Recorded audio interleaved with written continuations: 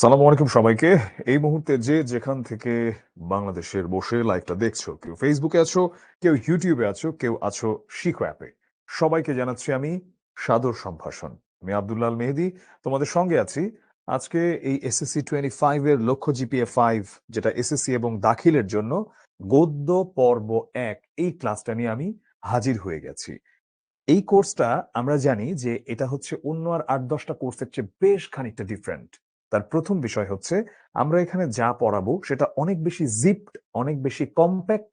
অর্থাৎ আমরা অন্যান্য কোর্সে যেমন অনেক বিশদে পড়াতে পারি, এখানে সেটা সম্ভব না। আমরা কিভাবে পড়বো? আমাদের এখন বেশিরভাগেরই দেয়ালে পিঠ থেকে গেছে। আমাদের মার্কস তুলে আনতে হবে পরীক্ষা থেকে। এটা হচ্ছে মেইন কথা। এখন আমি কিভাবে সেই মার্কস তুলে আনবো? এইটার জন্য যা, যা দেখানোর প্রয়োজন তা আমি দেখাবো। শুধু আমাকে একটু অনুসরণ করো। তোমরা তোমাদের সময় দিয়ে, তোমাদের বাবা-মার কষ্টার্জিত অর্থ দিয়ে ভর্তি হয়েছো এবং তোমরা তোমাদের মানে অপরচুনিটি কস্ট থাকে কিন্তু সবকিছুতে। ধরো এখন যদি তুমি ক্লাসটা না করতা, তুমি হয়তো Facebook চালাইতে পারতা। তুমি হয়তোবা কারো সাথে গল্প করতে পারতা, অনেক কিছু করতে পারতা।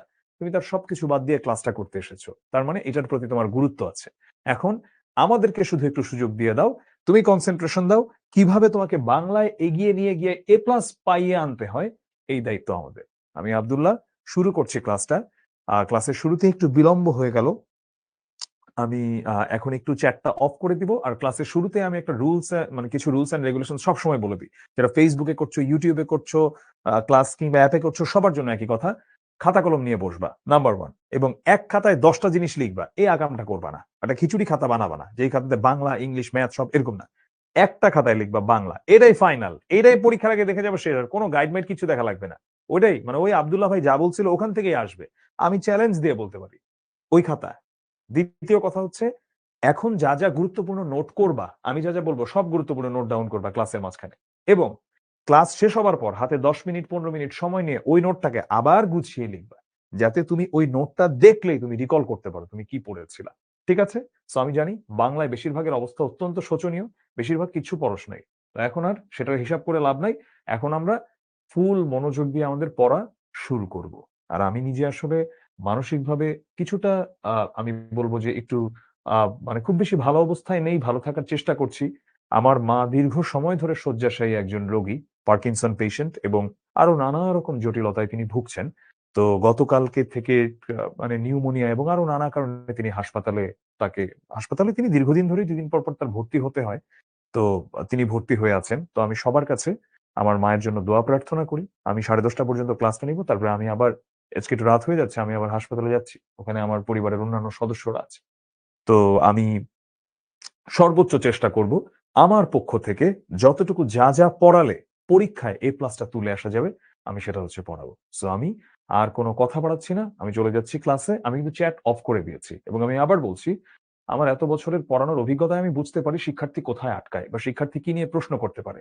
তো একটু ধৈর্য ধরবি, দেখবি যে আমার লেকচারের ১-২ মিনিটের মধ্যেই কিন্তু এটার উত্তর চলে এসেছে।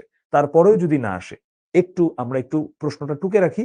আমি সময় দিব প্রশ্ন করার। তখন আমি সব প্রশ্নের উত্তর দিব। আর যদি নাও হয়ে থাকে তখন উত্তর দেওয়া, পরেও কিন্তু সুযোগ আছে। কারণ আমাদের Facebook গ্রুপ আছে যারা আমাদের পেইড স্টুডেন্ট ভর্তি হওয়া, সেই Facebook গ্রুপে প্রশ্ন করলে কিন্তু আমাদের একটা ডেডিকেটেড বাংলা টিমই আছে। আমি তো আছি, অন্যান্য মানুষও আছে অ্যান্সার করার জন্য। এনিওয়ে যারা Facebook এবং YouTube এ ক্লাসটা দেখছিস তাদের জন্য আমার কাছে রিকোয়েস্ট, প্লিজ এটা একটু শেয়ার করে দিলে ভালো হয়। তাতে নিজের টাইমলাইনেও থেকে গেল। পরে যদি দেখতে ইচ্ছা করে ক্লাসটা আবার, তাহলে সহজে ওই শিখর ১০০ ভিডিওর মধ্যে গিয়া না খুঁইজা ওটা আমি আমার নিজের প্রোফাইলে গেলেই বাইর করে ফেলাইতে পারতেছি। সো আমি সবাইকে এই রিকোয়েস্টটা করছি। আর কথা না বাড়িয়ে চলে যাচ্ছি গদ্য পর্ব ১ এ। আমার নাম আব্দুল্লাহ আল মেহেদী। আপাতত এতটুকু পরিচয় দিলাম। আজকে অনেকগুলো চ্যাপ্টার না, শুভা, বই পড়া, আমাটির ভেপু, মানুষ মোহাম্মদ সাল্লাল্লাহু আলাইহি ওয়াসাল্লাম, নিম গাছ, উপেক্ষিত শক্তির উদ্বোধন, শিক্ষা ও মনুষ্যত্ব। অনেকগুলো চ্যাপ্টার। এখন এই চ্যাপ্টার গুলো একটা ক্লাসে, আমাদের ক্লাস ডিউরেশন হচ্ছে ২ ঘন্টা। ঠিক ৮:৩০ শুরু হলো, ১০:৩০ টার সময় আমাদের ক্লাস শেষ হবে। মাঝখানে আমরা একটা ছোট্ট বিরতি দিব। কারণ একটানা তো হিউম্যান ব্রেইন আসলে এতক্ষণ কনসেনট্রেশন দিতে পারে না। তো আমরা এতগুলো চ্যাপ্টার কিভাবে শেষ করব? আমি একটু ১ম এই আজকের ফার্স্ট ক্লাসে একটু ক্লাসের ফ্লোটা বলি। আমরা যখন সৃজনশীলের গ আর ঘ উত্তর করি, যদি আমি কবিতাটার মূল ভাবটা বা প্রবন্ধ কিংবা গল্পটার মূল ভাবটা জানি ভালোমতো এবং ওটার আনাচে-কানাচের কিছু তথ্য জানি, আমি কিন্তু তাহলে উদ্দীপকের সাথে মিলায়-ঝিলায় আমি কিন্তু এটা উত্তর করে ফুল মার্কস তুলে নিয়ে আসা সম্ভব। ফুল মার্কস তুলে নিয়ে আসা সম্ভব। আমি এনকারেজ করছি না।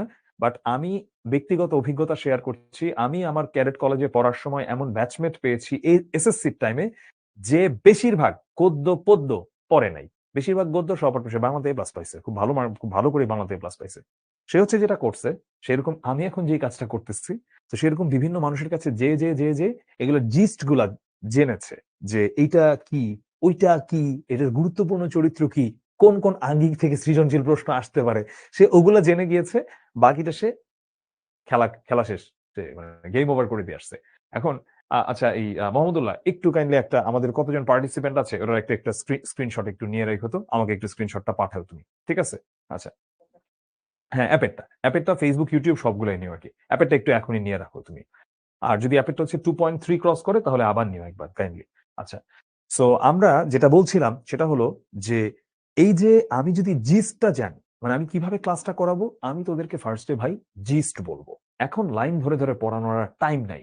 এখন আমি জিস্ট বলবো ফার্স্টে, তারপরে গুরুত্বপূর্ণ চরিত্রগুলা কোন কোন আঙ্গিকে সৃজনশীল প্রশ্ন আসতে পারে আমি এগুলো নিয়ে কথা বলবো। কারণ ওই যে বললাম, তোরে কেমনে এখন এ প্লাস এনে দিতে হয়, এটা হচ্ছে আমার দায়িত্ব।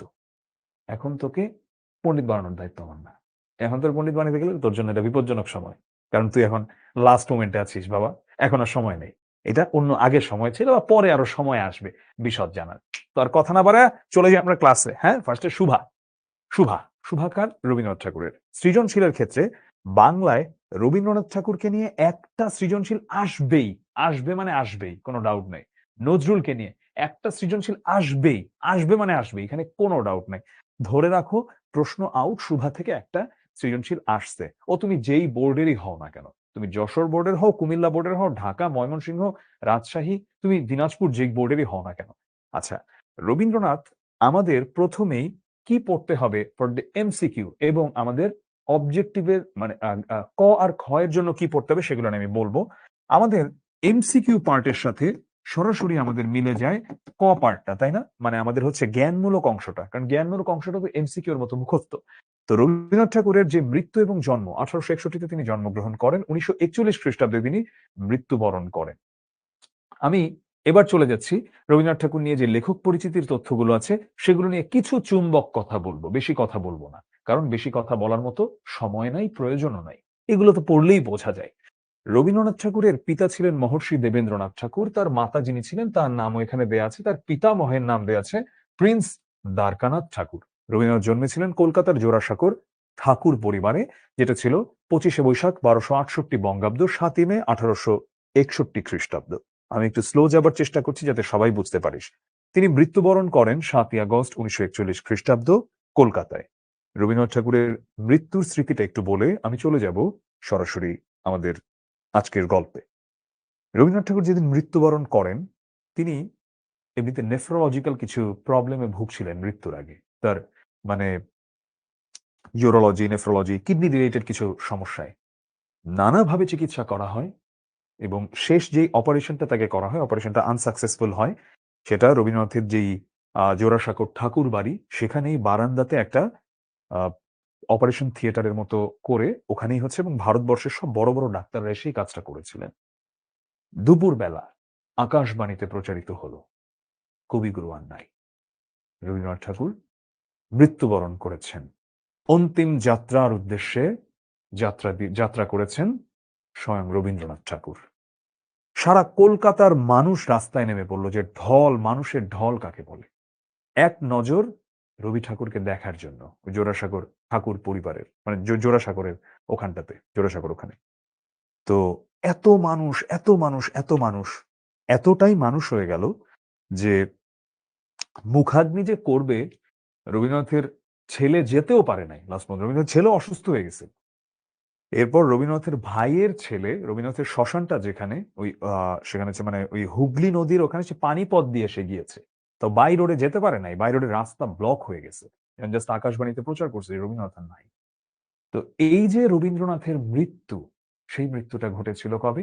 সেই মৃত্যুটা ঘটেছিল 1941 খ্রিস্টাব্দে। এবং তিনি কোথায় মৃত্যুবরণ করেন? তিনি মৃত্যুবরণ করেন কলকাতায়। তিনি জন্মেছিলেন কোথায়? তিনি জন্মেছিলেন কলকাতায়, জোড়াসাঁকোর বিখ্যাত ঠাকুর পরিবারে। এবারে আমরা যাব যে রবীন্দ্রনাথ ঠাকুরকে নিয়ে কিছু গুরুত্বপূর্ণ তথ্য। যেমন তিনি ব্যারিস্টারি পড়তে গিয়েছিলেন মাত্র ১৭ বছর বয়সেও। কিন্তু তিনি কোর্স শেষ করে তো আর ফিরে আসতে পারেন নাই। তিনি এর আগেই চলে আসেন। তারপরে আমরা রবীন্দ্রনাথকে নিয়ে যদি আরো কিছু গুরুত্বপূর্ণ তথ্যের কথায় আসি, তখন আমরা দেখতে পাই যে রবীন্দ্রনাথ কুষ্টিয়ার শিলাইদহ এবং সিরাজগঞ্জের শাহজাদপুরে দীর্ঘ সময় তিনি ছিলেন। এবং কুষ্টিয়ার শিলাইদহের কথা যদি বলি, শাহজাদপুরের কথা যদি বলি, তখন আমাদের দেশের কথা আসে, তাই না? ১৮৯০ থেকে তিনি এই জমিদারির বিষয়ে আমাদের দেশে তিনি নিযুক্ত হন, কারণ তারা ছিল জমিদারি পরিবার।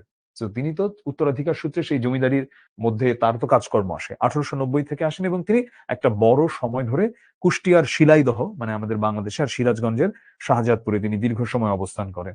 এবং এখানে কিন্তু অনেক বিখ্যাত অনেক কাব্যগ্রন্থ আছে, যেমন তার মধ্যে সোনার তরী উল্লেখযোগ্য। এমনকি আমার সোনার বাংলা আমি তোমায় ভালোবাসি থেকে শুরু করে আরো নানা বিখ্যাত সৃষ্টি রয়েছে, যেগুলো কিন্তু তিনি বাংলাদেশে বসে সৃষ্টি করেছেন। আচ্ছা, রবীন্দ্রনাথ ঠাকুরকে নিয়ে কথা বললেই চলে আসে আমাদের রবীন্দ্রনাথ ঠাকুরের যেই নোবেলের কথা, যেটা ১৯১৩ সালে তিনি পেয়েছিলেন, এবং গীতাঞ্জলির অনুবাদ ইংরেজি সং অফারিংস, সেটার জন্য এশীয়দের মধ্যে সাহিত্যে প্রথম নোবেল পুরস্কার তিনি লাভ করেন। এখন এখানে আরো একটা কথা চলে আসে যে ১৯১৩ সালে তিনি এটা করেন, ঠিক আছে। গীতাঞ্জলির জন্য তিনি নোবেল পান বিষয়টা তা না। গীতাঞ্জলির যে ইংরেজি অনুবাদ, সেটা হলো সং অফারিংস, এইটার জন্য তিনি পেয়েছিলেন। আর এখানে যে ভূমিকা অংশটা সেটা লিখেছিলেন ডব্লিউ.বি. ইয়েটস বা উইলিয়াম বাটলার ইয়েটস। এটা অনেকেই ভুল জানে, মনে করে এটার অনুবাদ উইলিয়াম বাটলার ইয়েটস করেছেন। নো, এটার অনুবাদ উইলিয়াম বাটলার ইয়েটস করেন নাই। উইলিয়াম বাটলার ইয়েটস শুধু এটার ভূমিকা অংশটা লিখেছেন। নোবেল পুরস্কার ১৯১৩ সালে পান। শান্তিনিকেতনে গিয়েছি, জীবনে বেশ কয়েকবার যাওয়ার সৌভাগ্য হয়েছে, এবং কলকাতা জোড়াসাঁকোর ঠাকুর বাড়িতেও গিয়েছি। এই নোবেলটা বহু আগে চুরি হয়ে গেছে কিন্তু, বাই দ্য ওয়ে, মানে অরিজিনালটা রবীন্দ্রনাথ যেটা পাইছে।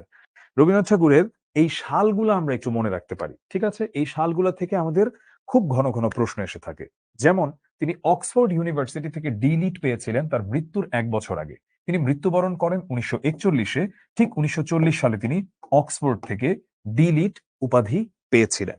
ঢাকা বিশ্ববিদ্যালয় থেকে তিনি ডি.লিট পেয়েছিলেন ১৯৩৬ সালে। রবীন্দ্রনাথ ঠাকুরের কাব্য গ্রন্থ কোনগুলো, এগুলো আমাদের ঠোঁটের আগায় থাকতে হবে যদি আমরা এমসিকিউ অ্যান্সার করে আসতে চাই ভালো মতো। নাটক উপন্যাসের নামগুলো আমাদের ঠোঁটের আগায় থাকতে হবে, এবং ওনার যত সাহিত্যকর্ম আছে আমাদের বইয়ে দেওয়া সবগুলোই আমাদের থাকতে হবে। এবারে আমি সরাসরি চলে যাচ্ছি গল্পে। আমাদের গল্পের মূল চরিত্রের নাম হলো সুভাষিনী, যাকে সংক্ষেপে ডাকা হয় সুভা। তার বড় ২ টা বোন, একজনের নাম সুহাসিনী, আরেকজনের নাম সুকেশিনী। বোঝাই যাচ্ছে একজন খুব সুন্দর করে হাসতে পারে, আরেকজনের খুব সুন্দর চুল। সুভাষিনী মানে খুব সুন্দর করে যে কথা বলতে পারে। বিধির বাম এই মানুষটাকে আল্লাহ বা উম ওর যেই সনাতন ধর্মাবলম্বী হিসেবেই এটাকে তিনি লিখেছেন। তো সেই হিসেবে বিধাতার অভিশাপ রূপে সেই সুভাষিনী আসলে কথাই বলতে পারত না। সুভা, যাকে সংক্ষেপে এখানে ডাকা হচ্ছে, সে কথাই বলতে পারত না। তৎকালীন সমাজে যেটা ছিল, এখনকার দিনেও দেখা যায় যে যারা হচ্ছে শারীরিকভাবে প্রতিবন্ধী বা মানসিকভাবে প্রতিবন্ধী, তাদেরকে কিন্তু অনেক হেয় করা হয়। প্রতিবন্ধী একটা গালি হিসেবে ব্যবহার করা হয়। প্রতিবন্ধী কি একটা গালি হতে পারে? যেই মানুষটা ধরলাম যে কানে শুনতে পায় না বা কথা বলতে পারে না বা যার একটা পা নষ্ট, এটা কি সে স্বেচ্ছায় জন্মগ্রহণ করেছে ভাই এভাবে? তাকে আল্লাহ যেভাবে পাঠাইছে দুনিয়াতে। এখন তাকে তার মা মনে করত যে এটা হলো তার মায়ের একটা কলঙ্কের মতো। তার মায়ের একটা কলঙ্ক হিসেবে যেন পৃথিবীতে এসেছে এই সুভাষিনী। অর্থাৎ আমাদের গল্পের সুভা। তার বাবা তাকে প্রচন্ড রকম আদর করতেন, প্রচন্ড রকম স্নেহ করতেন। কিন্তু তার বাবার এই স্নেহ ভালোবাসার পরেও মা সবসময় তাকে নিজের একটা কলঙ্ক, একটা অপয়া এবং একটা উটকো ঝামেলার মতো মনে করত এই সুভাকে। আমরা দেখতে পাই গল্পের প্লটটা যখন ধীরে ধীরে আগায়, তখন তার চোখের ভাষার কিছু বর্ণনা আমরা দেখতে পাই। এইটা আমি একদম 3 স্টার দিয়ে দিব।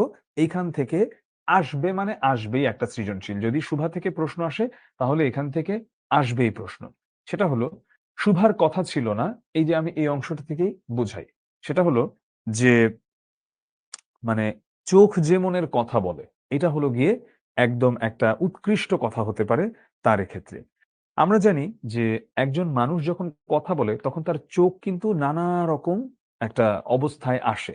তো সুভার এই চোখ নিয়ে অনেক কিছু বলা আছে এখানে। যে সুভা যখন কথা বলে, সুভা তো কথা বলতে পারে না।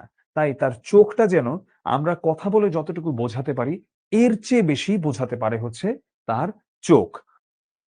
তো তিনি এই শুভা আমাদের চরিত্রের আমাদের এই গল্পের মূল যে শুভা চরিত্রটা, শুভা নির্জন দ্বীপ্রহরের মতো সে হচ্ছে শব্দহীন এবং সঙ্গীহীন।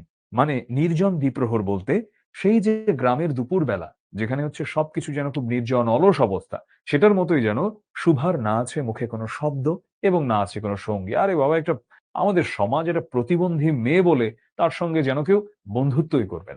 আচ্ছা, গ্রামের নামটা কি ছিল? এটা খুব গুরুত্বপূর্ণ আমাদের কয়ের জন্য। গ্রামের নামটা ছিল চণ্ডীপুর। এটা বাংলাদেশের একটা ছোট নদী, গৃহস্থ ঘরের মেয়েটির মতো। বহুদূর পর্যন্ত তাহার প্রসার নহে। আচ্ছা, এটা দিয়ে কি বুঝিয়েছে? আমরা যখন এই অংশটা দেখি, নিরলসা তন্বী নদীটি আপন কুল রক্ষা করিয়া কাজ করিয়া যায়, দুই ধারের গ্রামের সকলেরই সঙ্গে তাহার যেন একটা না একটা সম্পর্ক আছে।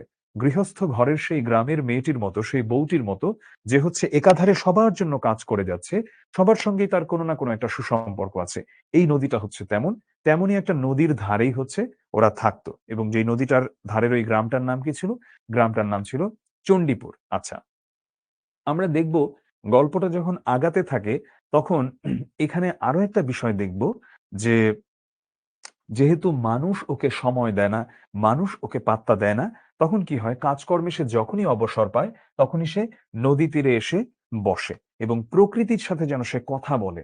এই নদীর কলধ্বনি, লোকের কোলাহল, মাঝির গান, পাখির ডাক, কিংবা মনে করো যে পাতার মর্মর শব্দ, সবকিছুর সঙ্গে যেন তার একটা অদ্ভুত সম্পর্ক আমরা দেখতে পাই। তো প্রকৃতির এই বিবিধ শব্দ, বিচিত্র গতি, ইহাও বোবার ভাষা। বড় বড় চক্ষু পল্লব বিশিষ্ট শুভার যে ভাষা, তাহারই একটা বিশ্বব্যাপী বিস্তার। অর্থাৎ এই যে প্রকৃতির মাঝে এত শব্দ, সে যেন শুভার ভাষাকেই একটা নতুন ভাবে তুলে ধরছে, একটা অন্য আঙিনা থেকে যেন সেটাকে ফুটিয়ে তুলছে। আচ্ছা, এবারে আমরা এভাবে যখন গল্পটা আগাতে থাকে, তখন গল্পটার একটা পর্যায়ে আমরা দেখি যে সুভার খুব ক্লোজ দুইটা ফ্রেন্ড থাকে। সেটা হলো গোয়ালের দুটি গাভী, যাদের একজনের নাম থাকে সর্বশী, আরেকজনের নাম থাকে পাঙ্গুলি। এবং সুভার সঙ্গে তাদের একটা অদ্ভুত সম্পর্ক আছে, কারণ তারাও হচ্ছে সুভার মতো শব্দহীন প্রাণ। আমরা তো কথা বলতে পারি, সুভা তো কথা বলতে পারতো না, ওই গাভী দুইটাও তো কথা বলতে পারে না। যখন সুভাকে নানা রকম গালমন্দ করতো ঘরে, ও প্রতিবন্ধী দেখে, বাক প্রতিবন্ধী দেখে, তো সে হচ্ছে ঠিকই যখন সেই সর্বশী এবং পাঙ্গুলিকে জড়িয়ে ধরতো, কিভাবে যেন ওই অবলা প্রাণীগুলো তার মনের কথা বুঝতে পারত এবং তার এই না বলা কথা তারা ধরতে পারত। এভাবে গল্পটা আগাতে থাকে। এরপরে আমরা দেখতে পাই যে গল্পের একটা পর্যায়ে আমরা আরো কিছু চরিত্রকে দেখতে পাই। যেমন হচ্ছে ছাগল এবং বিড়াল শাবক। তাহাদের সহিত মানে সুভার হয়তোবা সর্বশী এবং পাঙ্গুলির মতো এতটা ভালো রিলেশনশিপ ছিল না, কিন্তু তারাও যথেষ্ট আনুগত্য প্রকাশ করিত আমাদের শুভার প্রতি। এরপরে আমরা যখন দেখতে পাই একটা অন্যতম চরিত্রের আগমন ঘটে গল্পে, প্রতাপ। এই প্রতাপের প্রেমে পড়ে শুভা। আর প্রতাপ ছেলেটা দিন শেষে এমন একটা ছেলে যে হচ্ছে ওই দেখবি যে যেটা পরিবারের বেকার মানুষটা সবচেয়ে বেশি ব্যস্ত থাকে। কার খালাতো ভাইয়ের মুসলমানির অনুষ্ঠান হবে, কার মামাতো বোনের শালীর ছোট বোনের গায়ে হলুদের অনুষ্ঠান হবে, কার জন্মদিনের অনুষ্ঠান হবে, এইসব দায়িত্ব গিয়ে পড়ে ওর কাঁধে। কুরবানির ঈদের দিন কার হচ্ছে গরুর মাংস নিয়ে এখানে ওখানে দিয়ে আসতে হবে, এগুলার দায়িত্ব পড়ে এই ধরনের বেকার মানুষের প্রতি। তেমন একটা ক্যারেক্টার ছিল হচ্ছে প্রতাপ। ও ছিল নিতান্তই একটা অকর্মণ্য, একটা অকাল কুষ্মাণ্ড অপদার্থ টাইপ। তো সে হচ্ছে ছিপ দিয়ে মাছ ধরতো। আচ্ছা, বড়শি দিয়ে সে মাছ ধরতো এবং তখন সেখানে হচ্ছে আমাদের শুভা আসতো। তো শুভার সাথে তার প্রায় দেখা হতো এবং একটা সঙ্গী যেহেতু পেয়েছে প্রতাপ, ভালোই তো। আর মাছ ধরার সময় বাক্যহীন সঙ্গী সর্বাপেক্ষা শ্রেষ্ঠ। তার কারণ বাক্য যার আছে, অর্থাৎ যে কথা বলতে পারে, ওই সাউন্ড হলে তো মাছ আসবে না। তো শুভার মর্যাদাটা এজন্যই আমাদের প্রতাপ বুঝতে পারত। তো শুভাকে সে আবার আরেকটু বেশি আদর করে সে শুভাকে ডাকতো সু। তো শুভা যখন তেঁতুল তলায় বসে থাকতো এবং তার খুব কাছাকাছি ছিপ ফেলে পানির দিকে চেয়ে থাকতো হচ্ছে আমাদের প্রতাপ। এবং মাঝে মাঝে প্রতাপের জন্য পান নিয়ে আসতো শুভা। আর শুভা তো হচ্ছে একদম প্রতাপের প্রেমে হাবুডুবু খেত। এবং যখন সে প্রতাপের সামনে যেত, তার নানা রকম ফ্যান্টাসি আসতো। মানুষ কিন্তু প্রেমে পড়লে তো মানুষের উদ্ভট উদ্ভট ফ্যান্টাসি আসে, যে ওই বাংলা সিনেমার মতো হয়তো ভিলেন এসে ধরবে, আমি একাই মারামারি করে তারপরে ওই ওকে ছুটায় আনবো। তো এরকম প্রতাপকে নিয়ে এরকম শুভার এমন অনেক ফ্যান্টাসি আসে যে প্রতাপ যখন মাছ ধরছে, শুভা হয়তো বা তখন মানে একটা সে পাতালপুরীর রাজকন্যা হয়ে যখন প্রতাপ দেখতে পাবে তাকে পানির ভিতরে গেলে এমন সেমন আরো নানা বিষয়, যে শুভা যদি জলকুমারী হইতো, আস্তে আস্তে জল হইতে উঠিয়া একটা সাপের মাথার মণি ঘাটে রাখিয়া যাইত, প্রতাপ তাহার তুচ্ছ মাছ ধরা রাখিয়া সেই মানিক লইয়া জলে ডুব মারিত এবং পাতালে গিয়া দেখিত রূপার অট্টালিকায় সোনার পালঙ্কে কে বসিয়া? আমাদের বাণীকণ্ঠের ঘরের সেই বোবা মেয়ে সু। বাণীকণ্ঠ হচ্ছে শুভার বাবার নাম। আমাদের সু সেই মণিদীপ্ত গভীর নিস্তব্ধ পাতালপুরীর একমাত্র রাজকন্যা। তাহা কি হইতে পারিত না? তাহা কি এতই অসম্ভব? এইরকম নানা রকম ফ্যান্টাসি চলতে থাকে। এরকম নানা রকম ফ্যান্টাসি চলতে থাকে। তো শুভার বয়সটা যেহেতু ক্রমেই বাড়ছে, তো তৎকালীন সমাজে তো একটা মেয়ের বিয়ে হয়ে যেত অনেক আগে, আগেই। তো এমনই একটা সময় দেখা গেল যে শুভার বাবা বলল হচ্ছে যে তাদেরকে নিয়ে বিদেশে যাবে বা অন্য একটা জায়গায় যাবে। মূলত এটা আসলে শুভার বিয়ের একটা জোগাড় ব্যবস্থা করার জন্য। তো গভীর পূর্ণিমা রাতে সে একদিন ধীরে, মানে শুভার কথা বলছি, তার শোবার ঘরের দরজা খুলে ভয়ে, ভয়ে মুখ বাড়িয়ে বাইরের দিকে চেয়ে দেখে পূর্ণিমা প্রকৃতিও শুভার মতো একাকিনী সুপ্ত জগতের উপরে জাগিয়া বসিয়া যৌবনের রহস্য পুলকে বিষাদে অসীম নির্জনতার একেবারে। মানে একটা ভালো মন্দ, বিষণ্ণতা, খুশি, এমন একটা অদ্ভুত অবস্থায় থমথম অবস্থা বিরাজমান হচ্ছে। তো এই নিস্তব্ধ ব্যাকুল প্রকৃতির প্রান্তে একটি নিস্তব্ধ ব্যাকুল বালিকা দাঁড়াইয়া আছে। সেই ব্যাকুল বালিকাটাকে, ব্যাকুল বালিকাটা হচ্ছে আমাদের শুভা। এদিকে কন্যা ভারগ্রস্ত পিতামাতা, মানে কন্যা ভারগ্রস্ত বলতে তাদের কন্যার ভারে যেন তারা একদম অবস্থা খারাপ, বিয়ে দিয়ে দিতে পারলে বাঁচে। লোকেও নিন্দা আরম্ভ করিয়াছে, এমনকি এক ঘরে করিবে এমন জনরব শোনা যায়, মানে বয়কট করে দিবে রীতিমতো, বা তাদের সঙ্গে যোগাযোগ করবে না। আর এখানে আমরা একটা জিনিস দেখতে পাই, গ্রামীণ মানুষের মধ্যে যে একটা সুপ্ত অহংকার বলবো বা একটা সুপ্ত পরশ্রী কাতরতা রয়েছে, এটাও দেখতে পাই। কারণ বাণীকণ্ঠের সচ্ছল অবস্থা, দুই বেলায় মাছ ভাত খায়, এজন্য তাহার শত্রু ছিল। পরশ্রী কাতর, সে ভালো আছে, অন্যরা ভালো নাই কেন? তো যাই হোক, কিছুদিনের মতো বাণী বিদেশে গেল এবং সে মানে সেই শুভার বিয়ের জন্যই, এবং ফিরে এসে বলল, "চলো, কলিকাতায় চলো।" ওদেরকে বলল। তো বিদেশ যাত্রা নিয়ে হচ্ছে ওরা তোমার এখন মানে আয়োজন করছে, কিন্তু শুভার আসলে মন চাইছে না যাইতে। তো এরকম কোনো একটা একদিন বিকেল বেলা শুভা গেল ওই প্রতাপের পাশে। তখন প্রতাপ বলছে, "কিরে সু, তোর নাকি বর পাওয়া গেছে? তুই বিয়ে করতে যাচ্ছিস? দেখিস আমাদের ভুলিস নে।" বলিয়া আবার মাছের দিকে মনোযোগ করিল।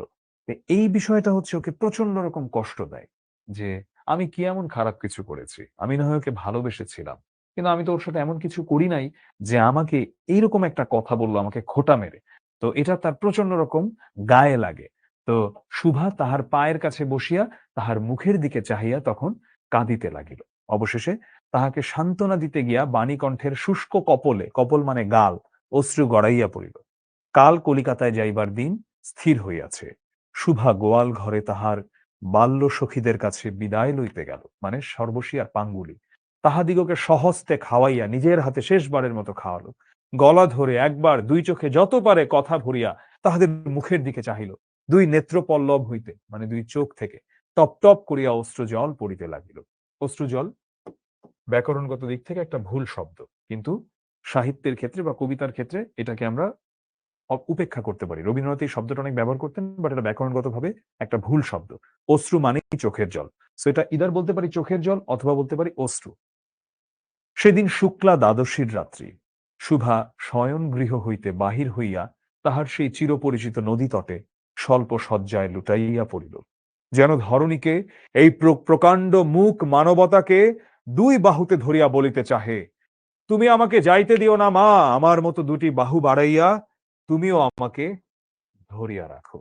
এই ছিল এই গল্পের শেষ লাইন। আমি একটা জিনিস বোঝাবো, বুঝিয়ে গল্পটা শেষ করব। শুক্লা দ্বাদশীর রাত্রি, এটা দিয়ে আমরা কি বুঝি? আমরা অনেকেই শুনে এসেছি শুক্লপক্ষ, কৃষ্ণপক্ষ, কিন্তু আমি জানি আমরা বেশিরভাগই হয়তোবা জানি না যে শুক্লপক্ষ কি বা কৃষ্ণপক্ষ কি। কৃষ্ণ মানে কি? কালো। শুক্ল মানে কি? সাদা। আমরা যদি একটা লুনার সাইকেল দেখি, বা ধরো চাঁদটা কিভাবে আসলে অমাবস্যা আর পূর্ণিমার দিকে যাচ্ছে। আচ্ছা, শুক্ল, আমি এইভাবে আসি। শুক্ল মানে হচ্ছে সাদা। অর্থাৎ চাঁদটা যখন আরো বেশি সাদা হচ্ছে, মানে চাঁদটা যখন ছোট, ছোট, ছোট থেকে বড় হচ্ছে চাঁদটা আস্তে, আস্তে। তো চাঁদটা এভাবে আস্তে, আস্তে, আস্তে, আস্তে বড় হতে থাকে। যখন চাঁদটা একদম 14তম দিনে যায় তখন সেটা কি হয়? তখন সেটা পূর্ণিমা হয়ে যায়। হাইয়েস্ট বড় হয়ে গেল, সবচেয়ে আলো তখন। এরপরে আস্তে আস্তে কৃষ্ণপক্ষ শুরু হয়, মানে ও কালো হতে থাকে। মানে কি? মানে ছোট হচ্ছে আর আলো কমছে। ছোট হতে হতে হতে হতে যখন আবার সে এরকম একটা দিন আসে, সে এরকম 14তম দিন পর্যন্ত যায়। এরপরে 15th ডেতে গিয়ে সে কি হয়? 15তম দিনে গিয়ে সে নাই হয়ে যায়, অমাবস্যা হয়ে যায়। তো তাহলে 14 দিন গেল আর মাসের 2 দিন, 30 দিন। এইভাবে হচ্ছে একটা চাঁদের সাইকেল চলতে থাকে। তো যেই 14 দিন আস্তে আস্তে চাঁদটা বড় হতে থাকে সেটাকে বলা হয় শুক্লপক্ষ। মানে যখন সেটা পূর্ণিমার দিকে যাচ্ছে।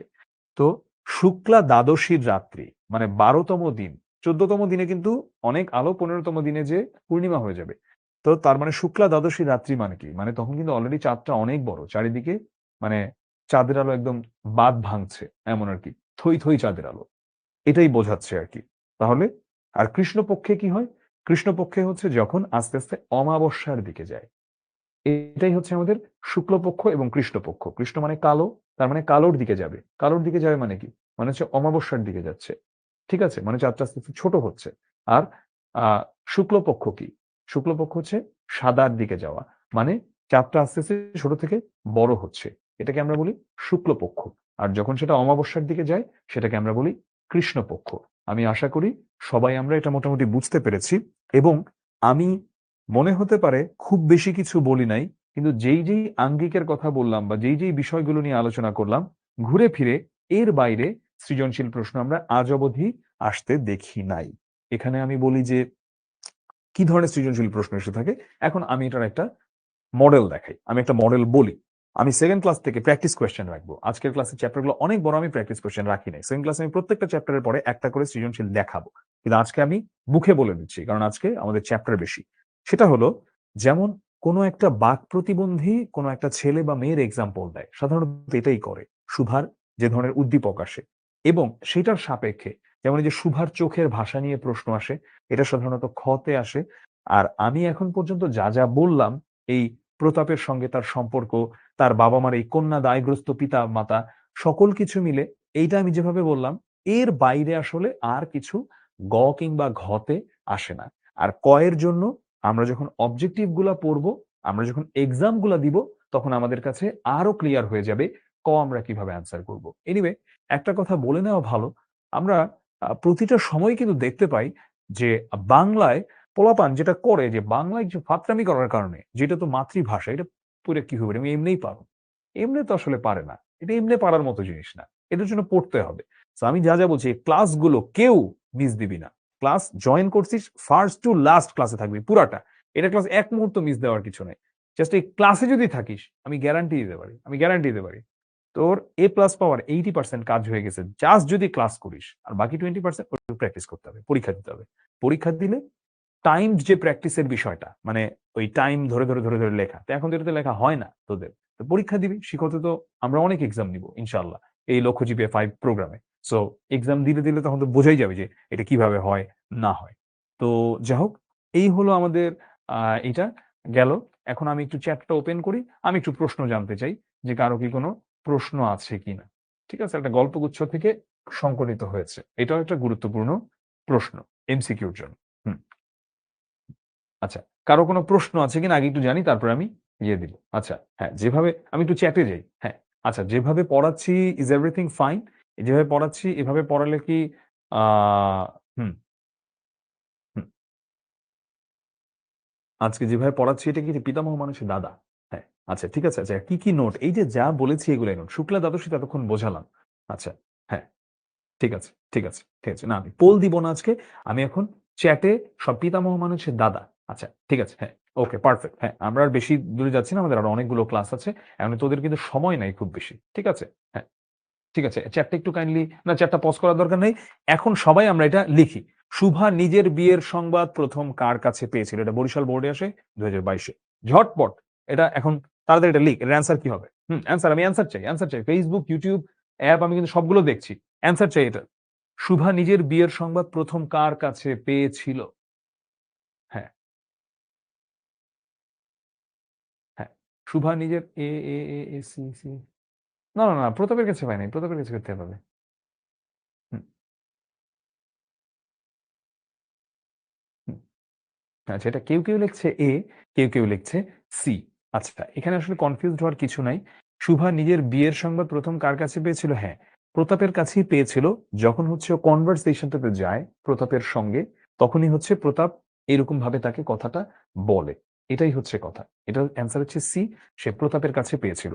শুভা দিনে ৩ বার করে কোথায় যেত? নদীর ধারে, গোয়াল ঘরে, তেঁতুল তলায় নাকি গোসাইদের বাগানে? হুম,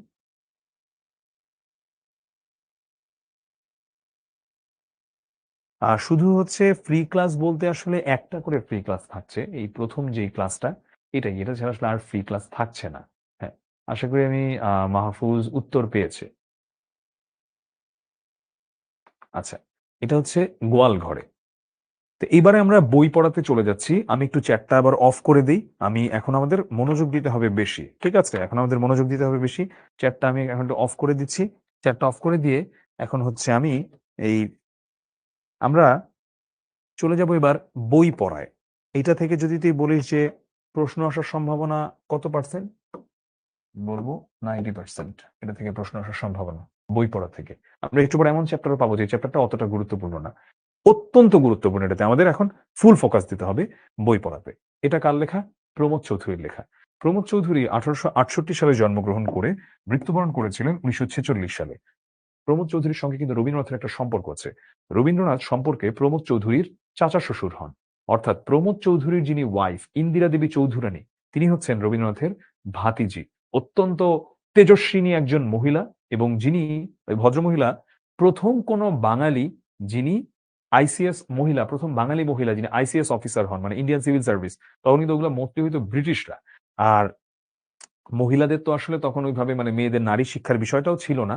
আর তিনি হচ্ছেন সেখানে, মানে প্রমোদ চৌধুরীর যিনি ওয়াইফ ইন্দিরা দেবী চৌধুরানী, রবীন্দ্রনাথের ভাইয়ের মেয়ে।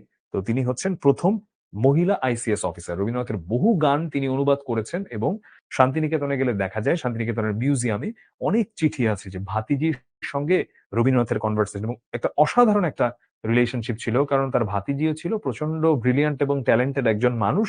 ট্যালেন্টেড মানুষ ছিলেন বলেই তার হাসব্যান্ড হচ্ছে প্রমোদ চৌধুরী, আর তার চাচা হচ্ছেন রবীন্দ্রনাথ ঠাকুর। এনিওয়ে, চলে যাচ্ছি আমরা রবীন্দ্রনাথ ঠাকুর, প্রমোদ চৌধুরীকে নিয়ে আমি আলাদা করে কোনো তথ্য এখানে বলবো না। এগুলো সব পড়লেই বোঝা যায়। কিন্তু ২ টা তথ্য বা ৩ টা তথ্য না বললেই নয়।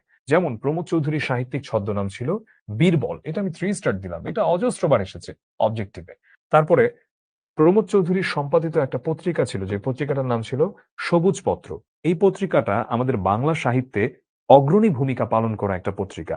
আমরা এখন কথা বলছি কি মানে লিখছি চলিত ভাষায়। আগে কিন্তু চলিত ভাষায় লেখা হতো না। সাধু ভাষায় লেখা হতো। তো এই যে বাংলা মানে লেখার মধ্যে যে চলিত রীতির যে চর্চাটা, এইটা মূলত ফ্লারিশ হয় এই সবুজ পত্রের হাত ধরে। যেটার এডিটর ছিলেন বা সম্পাদক ছিলেন কে? সম্পাদক ছিলেন প্রমোদ চৌধুরী, এবং উনার নেতৃত্বেই বাংলা সাহিত্যের নতুন এই গদ্য ধারার সূচনা হয়, যেটা আমরা এখন দেখি চলিত রীতিতে। এনিওয়ে, উনার উল্লেখযোগ্য গ্রন্থগুলোর নাম এখানে আমি দিয়ে দিয়েছি। আমি এবার প্রবন্ধ পাঠে একটু চলে যাব। প্রবন্ধটা আমাদের কাছে এবারে আমরা একটু দেখব যে আমরা প্রবন্ধ অ্যান্সার করব, গল্প অ্যান্সার করব নাকি কবিতা অ্যান্সার করব।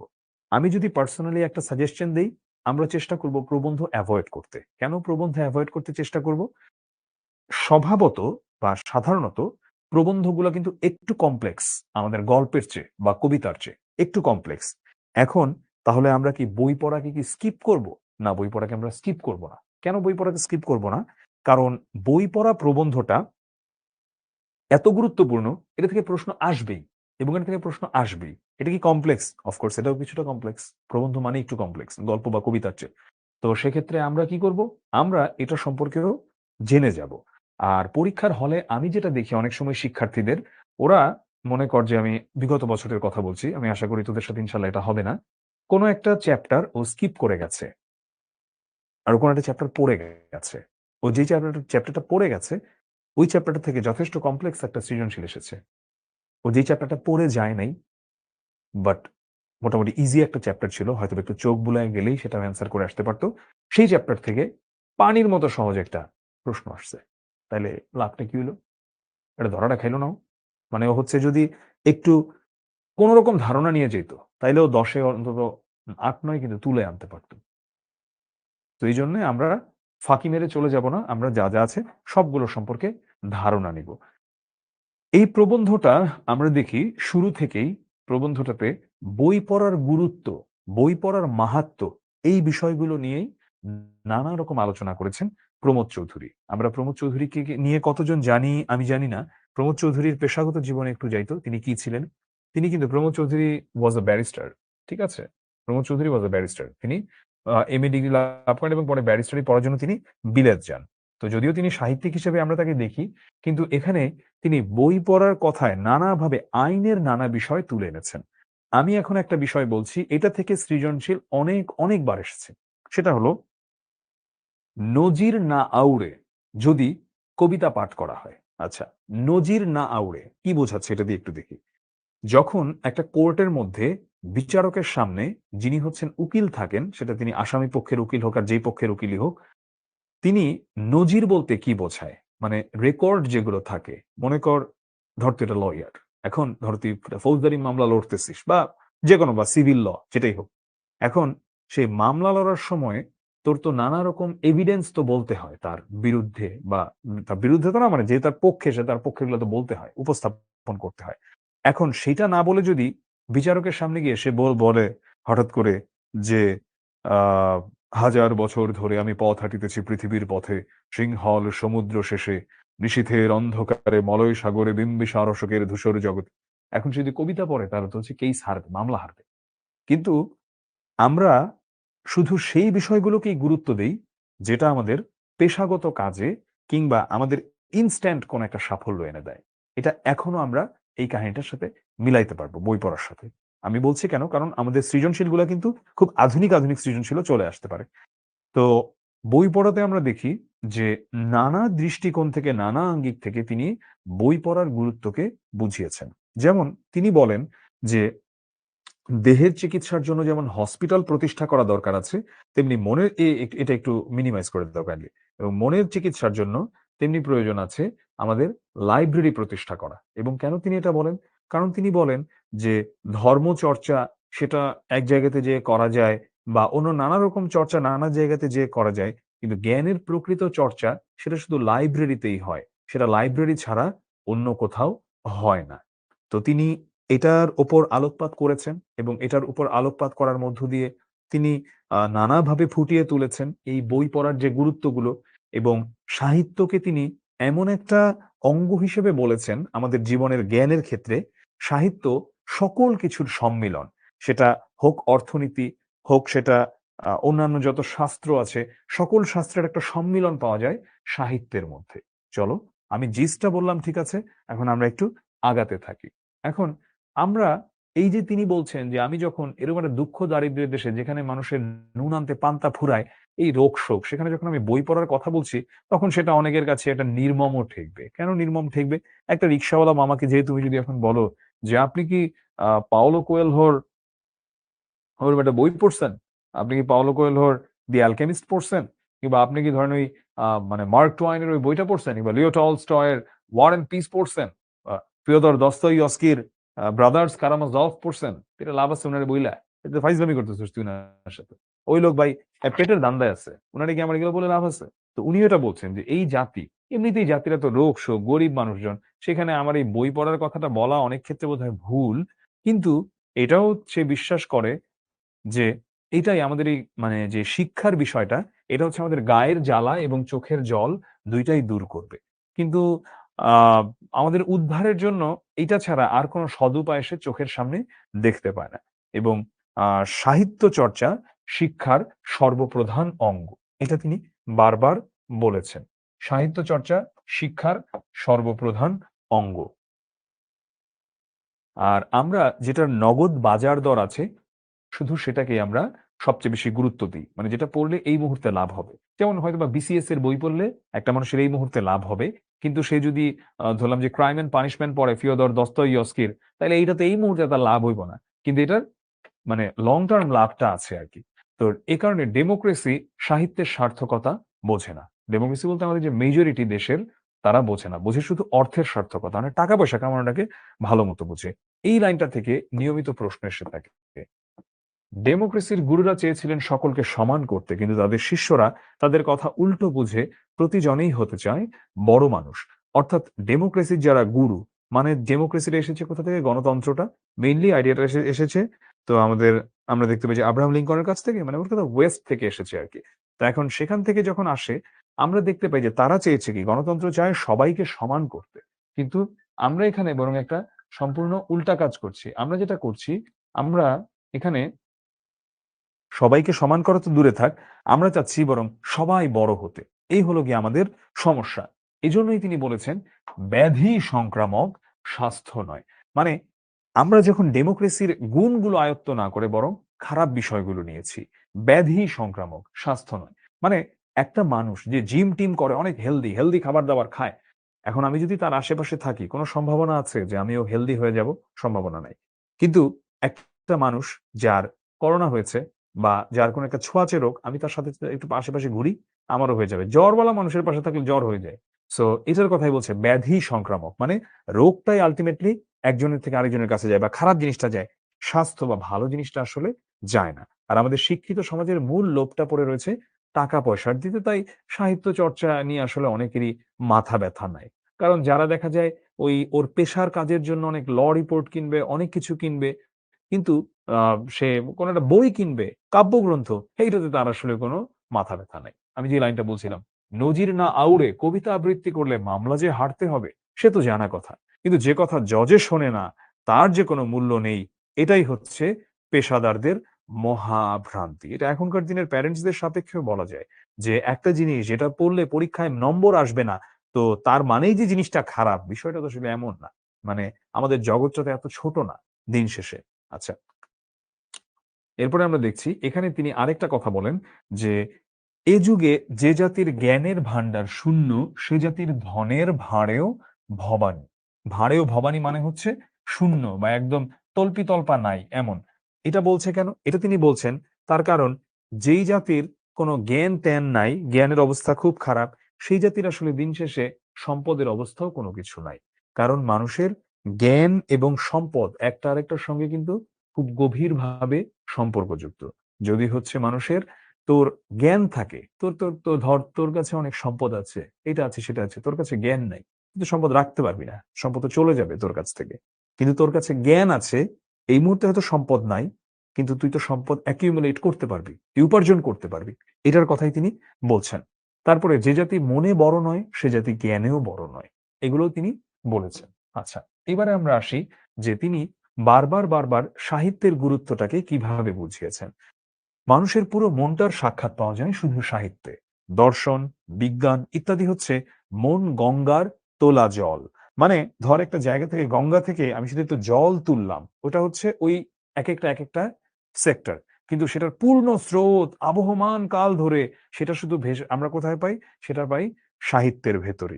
এবং সেই গঙ্গাতে যদি আমরা অবগাহন করতে পারি, তাহলে আমরা আমাদের সকল পাপ মুক্ত হব। অতএব দাঁড়ালো যে আমাদের বই করতে হবে, কেননা বই পড়া ছাড়া সাহিত্য চর্চার উপায়ান্তর নেই।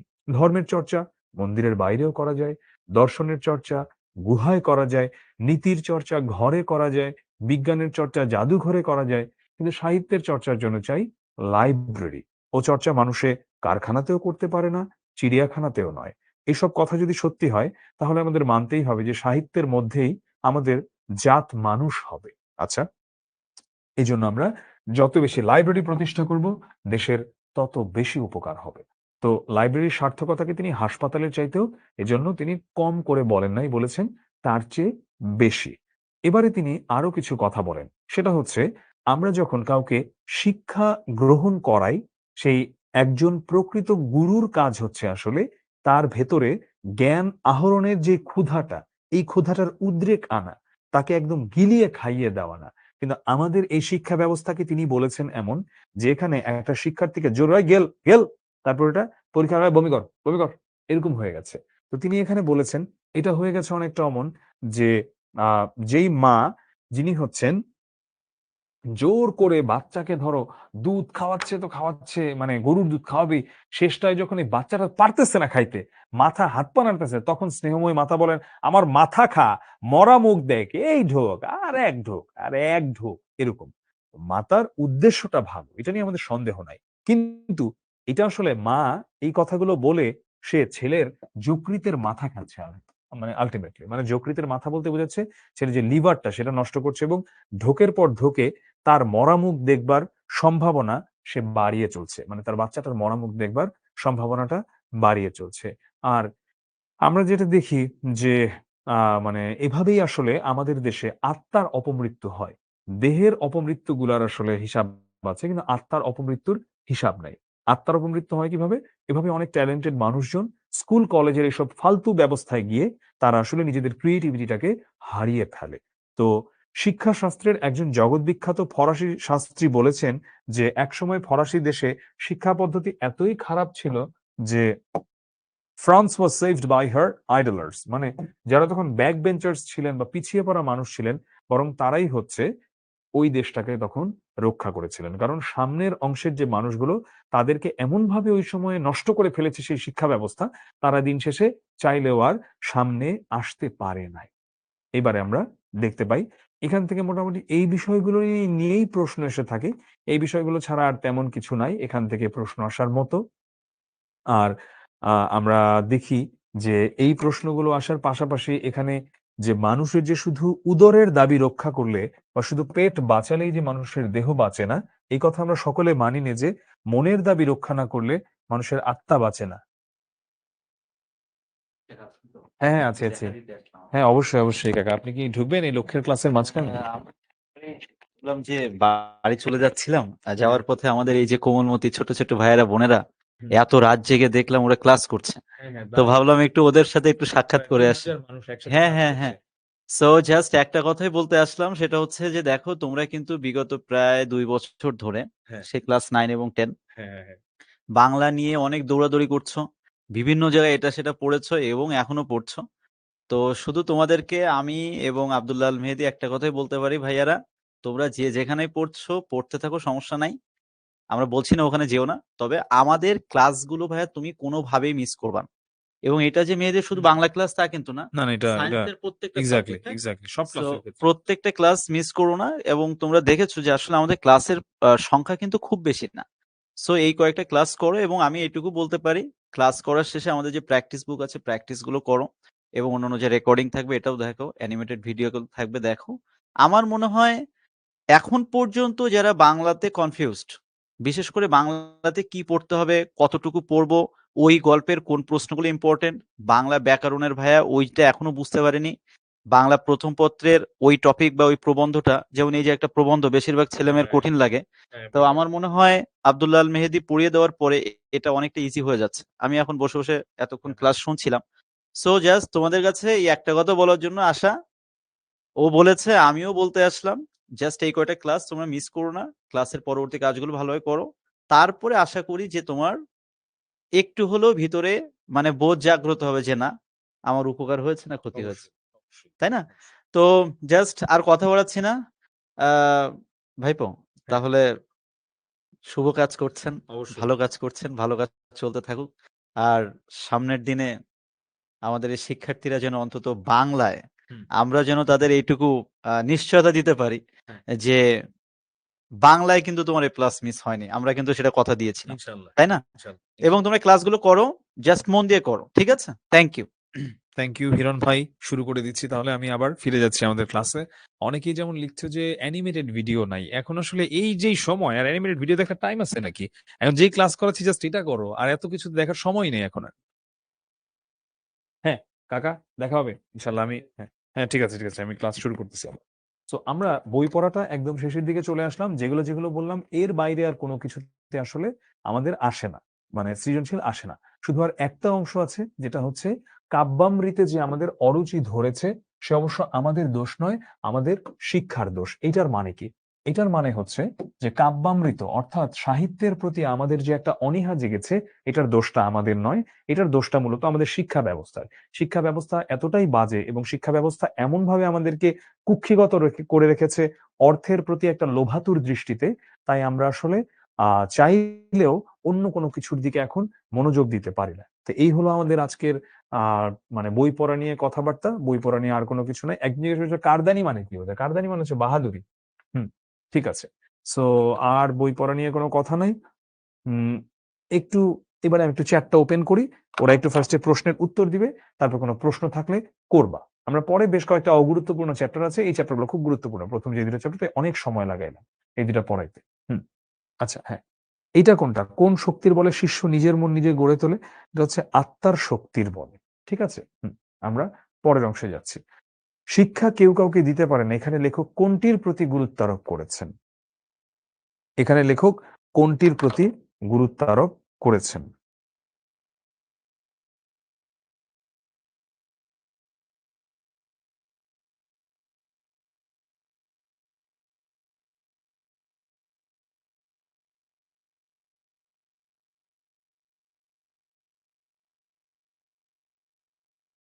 আমি দেখছি বেশিরভাগই ঠিকঠাক উত্তর দিচ্ছে, অনেক কিছু ভুলভাল উত্তরও দিচ্ছে। এনিওয়ে, এটা কি হবে? এটা হবে হচ্ছে তোমার, আমরা দেখি এটা কি হবে, এটা হবে হচ্ছে স্বশিক্ষা। এটার প্রতি গুরুত্ব আরোপ করা হয়েছে। তারপরে আমরা চলে যাব এবারে আমাটির ভেপুতে। আমাটির ভেপুতে আমি একটু পরে যাব, কারণ এটা একটু লেস ইম্পর্টেন্ট চ্যাপ্টার। এটা আমরা লাস্টে ঢুকবো এটাতে। হ্যাঁ, একটু আমরা এখন আবার চ্যাটটা অফ করে দিই। বাট তার আগে জানতে চাই তোমাদের কোনো প্রশ্ন আছে কিনা বই পড়া নিয়ে। যদি বই পড়া নিয়ে কোনো প্রশ্ন থেকে থাকে তাহলে আমাকে প্রশ্ন করো। বই পড়া নিয়ে কোনো প্রশ্ন কি আছে? হুম,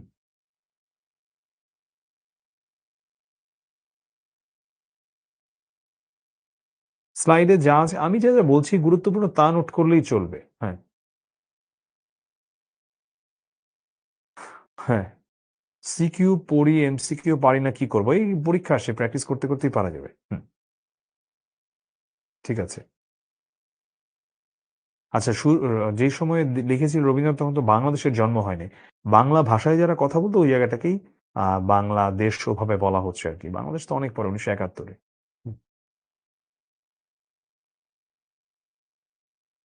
অনুবাদমূলক প্রশ্ন ধরতে পারি না। হোয়াট ইজ অনুবাদমূলক প্রশ্ন? পূজা, আমি বুঝি না অনুবাদমূলক প্রশ্ন আবার কোনটা। হুম, আচ্ছা, ঠিক আছে, ওকে, কোনো প্রশ্ন তেমন আমি দেখতে পাচ্ছি না। আর একটু ধীরে পড়াতে বলছে একজন, কিন্তু যে পরিমাণ টপিক আমরা তো ধীরে পড়াটা শেষ করতে পারবো না। আচ্ছা, আমি চেষ্টা করছি আর একটু ধীরে পড়াতে। হ্যাঁ, এইটা একটু চ্যাটটা একটু পজ করে দাও। আমি এবারে আমাটির ভেপুতে আমরা পরে যাব। আমাটির ভেপুটা আমি একটু অগুরুত্বপূর্ণ চ্যাপ্টার অন্যগুলোর তুলনায়। আমরা এখন আমাটির ভেপু না পড়িয়ে আমরা এখন চলে যাব সরাসরি অন্য একটাতে। আচ্ছা, আমাটির ভেপুর একটু জিস্ট বলে নেওয়া যায় তোমাদেরকে আমার মনে হয়। আমাটির ভেপুতে আমরা মূলত দুইটা চরিত্রকে দেখতে পাই, অপু আর দুর্গা। আর আমাটির ভেপুটা পড়ায় ফেলে। এটা বিভূতিভূষণ বন্দ্যোপাধ্যায়ের পথের পাঁচালী উপন্যাস থেকে সংকলন করা হয়েছে। আমি কিন্তু তোমাদের গ্রুপে, বাই দ্য ওয়ে, আমি কিন্তু তোমাদের গ্রুপে হচ্ছে দিয়ে দিয়েছি ট্রেন্ড অ্যানালাইসিসটা, আবার দেখে নিও। ওখানে তুমি দেখলেই বুঝবা তোমার মানে কোন মানে কোন তুমি কোন বোর্ডে, তোমার বোর্ডে কোন চ্যাপ্টার সবচেয়ে ইম্পর্টেন্ট আর সবচেয়ে ইম্পর্টেন্ট না ফার্স্ট পেপারের জন্য আমি কিন্তু দিয়ে দিয়েছি। তোমরা যারা গ্রুপে এখনো অ্যাড হও নাই, 16780-তে কল দিয়ে অবশ্যই গ্রুপে অ্যাড হয়ে নিবা। কালকে সকাল, আমি চাই কালকে জোহরের নামাজের মধ্যে যাতে সবাই অ্যাড থাকো গ্রুপে, কারণ গ্রুপে নানা কিছু শেয়ার করব প্রতিনিয়ত। তো এইটা আমরা দেখি যেটা গ্রামীণ জীবনের প্রকৃতি ঘনিষ্ঠ দুইটা ভাই বোনের আনন্দিত জীবনের গল্প নিয়েই রচিত। এটা এই অপু ও দুর্গার কাহিনী নিয়ে আমাটির ভেপু, যেখানে অপু ও দুর্গা হতদরিদ্র পরিবারের দুইটা শিশু। একজনের নাম অপু, আরেকজনের নাম কি?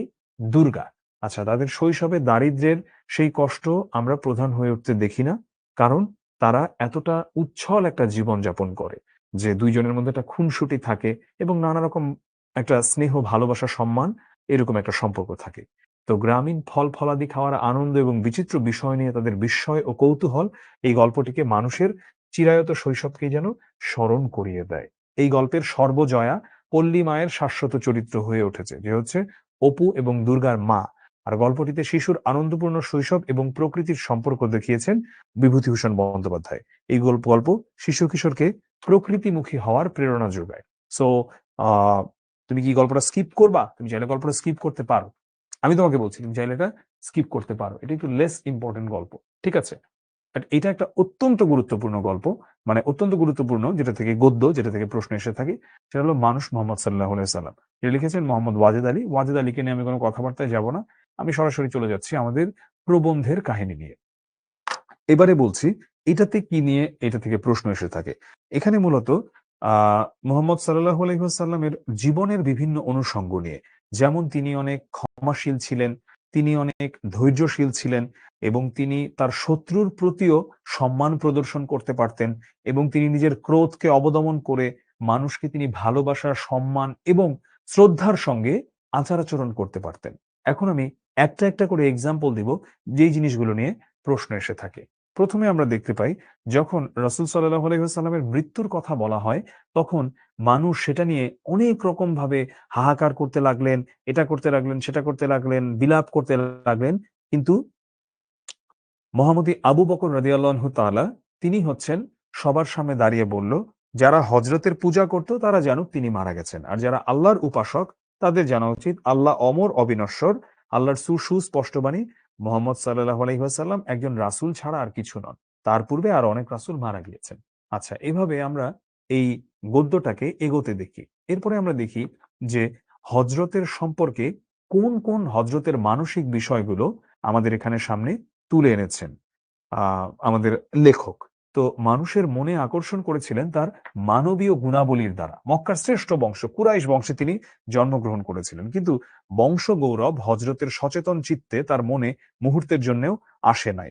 মানুষ কি করে, মানে যাই আমি জানোস, ওই তুই তুই চিনোস আমারে, যেটা হচ্ছে আমাদের দেশের সবচেয়ে কমন ডায়লগ না, তাই তুই চিনোস আমারে, তুই চিনোস আমারে। একটা ট্রাফিক পুলিশ আমার দেখে খারাপ লাগলো। আমি বললাম না এটা ঢাকার কোথায়, ওই ট্রাফিক সার্জেন্ট একজন বাইকারকে ধরলো বা যাকে ধরছে সেই ফোনে একটু কথা বলেন, একটু কথা বলেন। হয় তাহলে উনি আইনের প্রয়োগ করবে কেমনে? তোমার কাগজপত্র নাই, ড্রাইভিং লাইসেন্স নাই, হ্যান নাই, ত্যান নাই, আর তোমাকে ধরলেই তুমি একটু কথা বলেন, উনি কি করবেন? ঊর্ধ্বতন কেউ যদি ওনাকে ফোন দিয়ে বলে। সো আমাদের অবস্থা যে তুই আমার চিনস, কিন্তু উনি মক্কার শ্রেষ্ঠ বংশে জন্মগ্রহণ করেও তিনি বংশ গৌরব তার মনে স্থান লাভ করে নাই। জন্ম দুঃখী হইয়া তিনি সংসারে আসিয়াছিলেন, এই দুঃখের বেদনা তাহার দেহ সৌন্দর্য ও চরিত্র মাধুরীর সহিত মিলিয়া তাহাকে নরনারীর একান্ত প্রিয় করিয়া তুলিয়াছিল। আর তিনি আজীবন ছিলেন কি আলামিন, মানে বিশ্বস্ত, প্রিয়ভাষী, সত্যবাদী। তাহার অসাধারণ যোগ্যতা, বুদ্ধি, বিচার শক্তি, বলিষ্ঠ দেহ দেখিয়া মানুষ অবাক হইয়া যাইত। এই সকল গুণ বিবি খাদিজাকে আকর্ষণ করিয়াছিল। আচ্ছা, হজরতের রূপ লাবণ্য ছিল অপূর্ব, অসাধারণ। মক্কা হইতে মদিনায় হিজরতের পথে এখানে দেখা যায় যে একটা মানে দম্পতির কুটিরে তিনি আশ্রয় নেন, সেখানে তার খুব সুন্দর চেহারার বর্ণনা আমরা দেখতে পাই, যে তিনি অত্যন্ত সুদর্শন ছিলেন দেখতে। কিন্তু তিনি শুধুই সুদর্শন ছিলেন না, তিনি ছিলেন একটা অদ্ভুত কঠোর এবং কোমলতার মিশ্রণ। কেমন? তিনি হচ্ছেন শত্রুর নিষ্ঠুরতম নির্যাতন তাহার অন্তরের লৌহ কপাটে আঘাত হইয়া ফিরে যাইত, কিন্তু যখন তিনি সত্য ন্যায় বিচারের দরকার তখন তিনি বজ্রের মতো কঠিন ছিলেন। ঠিক আছে, যখন ন্যায় বিচার সেখানে তিনি বজ্রের মতো কঠিন ছিলেন, এবং শত্রুর পাথরের আঘাতে তার যে সারা গায়ের জামা সেটা রক্তাক্ত হয়ে যায়, তারপরে তিনি পাপী মানুষদের ভালোবেসেছিলেন, এবং কখনো তার মনে একবারও আসে নাই এই চিন্তা যে তিনি হচ্ছে কাউকে অভিশাপ দিবেন। বরং তিনি এদের প্রতি বলেছেন যে এদের জ্ঞান দাও প্রভু, এদের ক্ষমা করো। মানে তার চরিত্রের মহত্ব বোঝানোর জন্য মূলত এই অংশগুলো নিয়ে লেখক আলোচনা করেছেন। একটা সৃজনশীল আসতেই পারে যে কোনো একটা মানুষ যিনি যার আচার আচরণ খুব খারাপ, তো তখন তার সঙ্গে একটা তুলনা দেখালো বা একটা কন্ট্রাস্ট দেখালো যে মোহাম্মদ সাল্লাহ আলহিহাসাল্লামের যে ভালো আচরণ ছিল বা শত্রুর প্রতিও তিনি যেভাবে সুধারণা পোষণ করতেন। তো এইটা আমরা দেখতে পাই যে নানাভাবে এখানে তুলনার মধ্যে দিয়ে তিনি এনেছেন। আচ্ছা, তায়েফে সত্য প্রচার করিতে গিয়া তাহাকে কি ভীষণ পরীক্ষার সম্মুখীন হইতে হইয়াছিল আমরা দেখিয়াছি। পথ চলিতে শত্রুর প্রস্তরাঘায়ে তিনি অবসন্ন হইয়া পড়িয়াছিলেন। আচ্ছা, এবারে তায়েফের বেশ কিছু কাহিনী এখানে চলে আসে, যে তিনি যখন তায়েফে যান, তায়েফ হচ্ছে একটা শহর সৌদি আরবে। তো তিনি যখন সেখানে ধর্ম প্রচার করতে যান, তাকে শারীরিকভাবে, মানসিকভাবে প্রচন্ড রকম অত্যাচার করা হয়, কিন্তু এই সবকিছুর পরেও তিনি একবারও অভিশাপ দেন না কাউকে। বরং তিনি বলেন যে পৃথিবীতে আমি ইসলামের বাহন, সত্যের প্রচারক, মানুষের দ্বারে দ্বারে সত্যের বাণী বহন করা আমার কাজ। আজ যাহারা সত্যকে অস্বীকার করিতেছে তাহাকে মারিতে উদ্যত হইয়াছে, হয়তো কাল তাহারা বা তাদের অনাগত বংশধরেরা ইসলাম কবুল করিবে। তো এই নিজের ব্যথাকেও তিনি আসলে কখনোই মানে তার জন্য সে চায় নাই যে কাউকে অভিশাপ দিবে বা এমন কিছু তিনি করবেন। তো আমরা দেখি যে শুধু প্রেম করুণায় নয়, মানুষ হিসেবে নিজের তুচ্ছতা বোধকে, নিজের ক্ষুদ্রতার অনুভূতিকে তিনি খুব সুন্দর করে প্রকাশ করেছেন। যেমন তিনি একবার সাফা পর্বতের পাশে বসে তিনি মানুষকে দীক্ষা দান করছেন। এমন সময় একটা লোক তার কাছে এসে ভয়ে কাঁপতে লাগলো। হযরত খুব স্মিত মুখে তাকে বললেন, "কেন তুমি ভয় পাইতেছ? ভয়ের কিছুই এখানে নাই। আমি রাজা নই, সম্রাট নই, মানুষের প্রভু নই। আমি এমন এক নারীর সন্তান, সাধারণ শুষ্ক মাংসই ছিল যাহার নিত্যকার আহার্য।"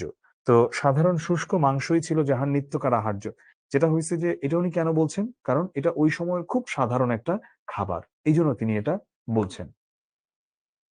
তারপরে আমরা দেখতে পাই যে হযরতের চরিত্রকে শেষ পর্যন্ত সুন্দর ও স্বচ্ছ রাখিয়াছিল তারই মহামহিমা। এবং তিনি কখনোই নিজের আ মানে সীমাবদ্ধতাকে তিনি কখনোই সেটাকে প্রকাশ করতে একটুও দ্বিধাবোধ তিনি করতেন না। হুম, আচ্ছা। আমরা শেষ অংশটা একটু দেখব, তারপরে আমরা একটা ব্রেকে যাব।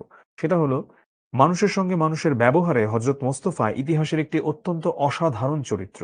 ত্যাগ, প্রেম, সাধুতা, সৌজন্য, ক্ষমা, তিতিক্ষা, সাহস এই সব ভালো, ভালো গুণগুলো এটা একটা ধুলোমাটির পৃথিবীতে এগুলো বড় সুলভ নয়। তাই মানুষের একজন হইয়াও তিনি দুর্লভ, আমাদের অতি আপনজন হইয়াও তিনি অনুকরণীয়, তিনি বরণীয়। এবার চ্যাটটা ওপেন করছি। তোমাদের মনে যদি কোনো প্রশ্ন থেকে থাকে তোমরা প্রশ্ন করো। হাতের লেখা তাড়াতাড়ি কিভাবে করব? এখন হাতের লেখাটা তাড়াতাড়ি করার জন্য আসলে লিখতে হবে। পরীক্ষা দিবে বেশি, বেশি। এটাই হচ্ছে কথা। হ্যাঁ। হুম।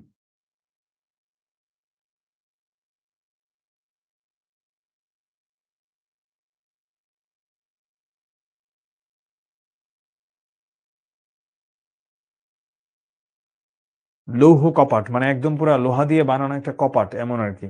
হুম। ত্যাগ তিতিক্ষা মানে অনেক ত্যাগ স্বীকার করা এটাই বুঝিয়েছেন আরকি। হ্যাঁ। দীক্ষা মানে হচ্ছে ধরো তিনি ওখানে মানুষজনকে ইসলাম সম্পর্কে বলছিলেন বা জ্ঞান দান করছিলেন এমন আরকি। হ্যাঁ। ওহ মাই গড! এত প্রশ্ন এখানে? আচ্ছা, হ্যাঁ। আচ্ছা, কতক্ষণ ক্লাস নিব? আমরা এখন একটা ছোট্ট একটা ব্রেক নেই নাকি? ১০ মিনিটের ব্রেক নিব? তোমরা কি বলো? ১০ মিনিটের ব্রেক নিব? হুম? ১০ মিনিটের ব্রেক দিব একটা এখন? একটা ১০ মিনিটের ব্রেক দেই তারপরে আবার শুরু করি আমরা? কি বলো? দিব একটা ১০ মিনিটের ব্রেক? তোমরা একটু লিখো। সোল্লাসে মানে হচ্ছে আশিকুর অনেক উল্লাস নিয়ে, এমন আরকি। হুম, আচ্ছা ঠিক আছে। তাহলে একটা ১০ মিনিটের ব্রেক দিচ্ছি আমরা। পৌত্তলিক মানে হচ্ছে যারা মূর্তি পূজা করে, তাদেরকে বলা হয় পৌত্তলিক। হুম, আচ্ছা। এইবারে আমরা জাস্ট ব্রেকের পরেই এসে আমি বলব, সবাই ব্রেকের পরে মাস্ট আসবা। সেটা হলো যে সৃজনশীল প্রশ্ন কিভাবে উত্তর করতে হয়, এটা নিয়ে আমি যদিও ওরিয়েন্টেশন ক্লাসে বলেছিলাম, বাট আমি আবার বলব। আমি আবার বলব জাস্ট এই এসেই আমি এটা নিয়ে আবার কথা বলব।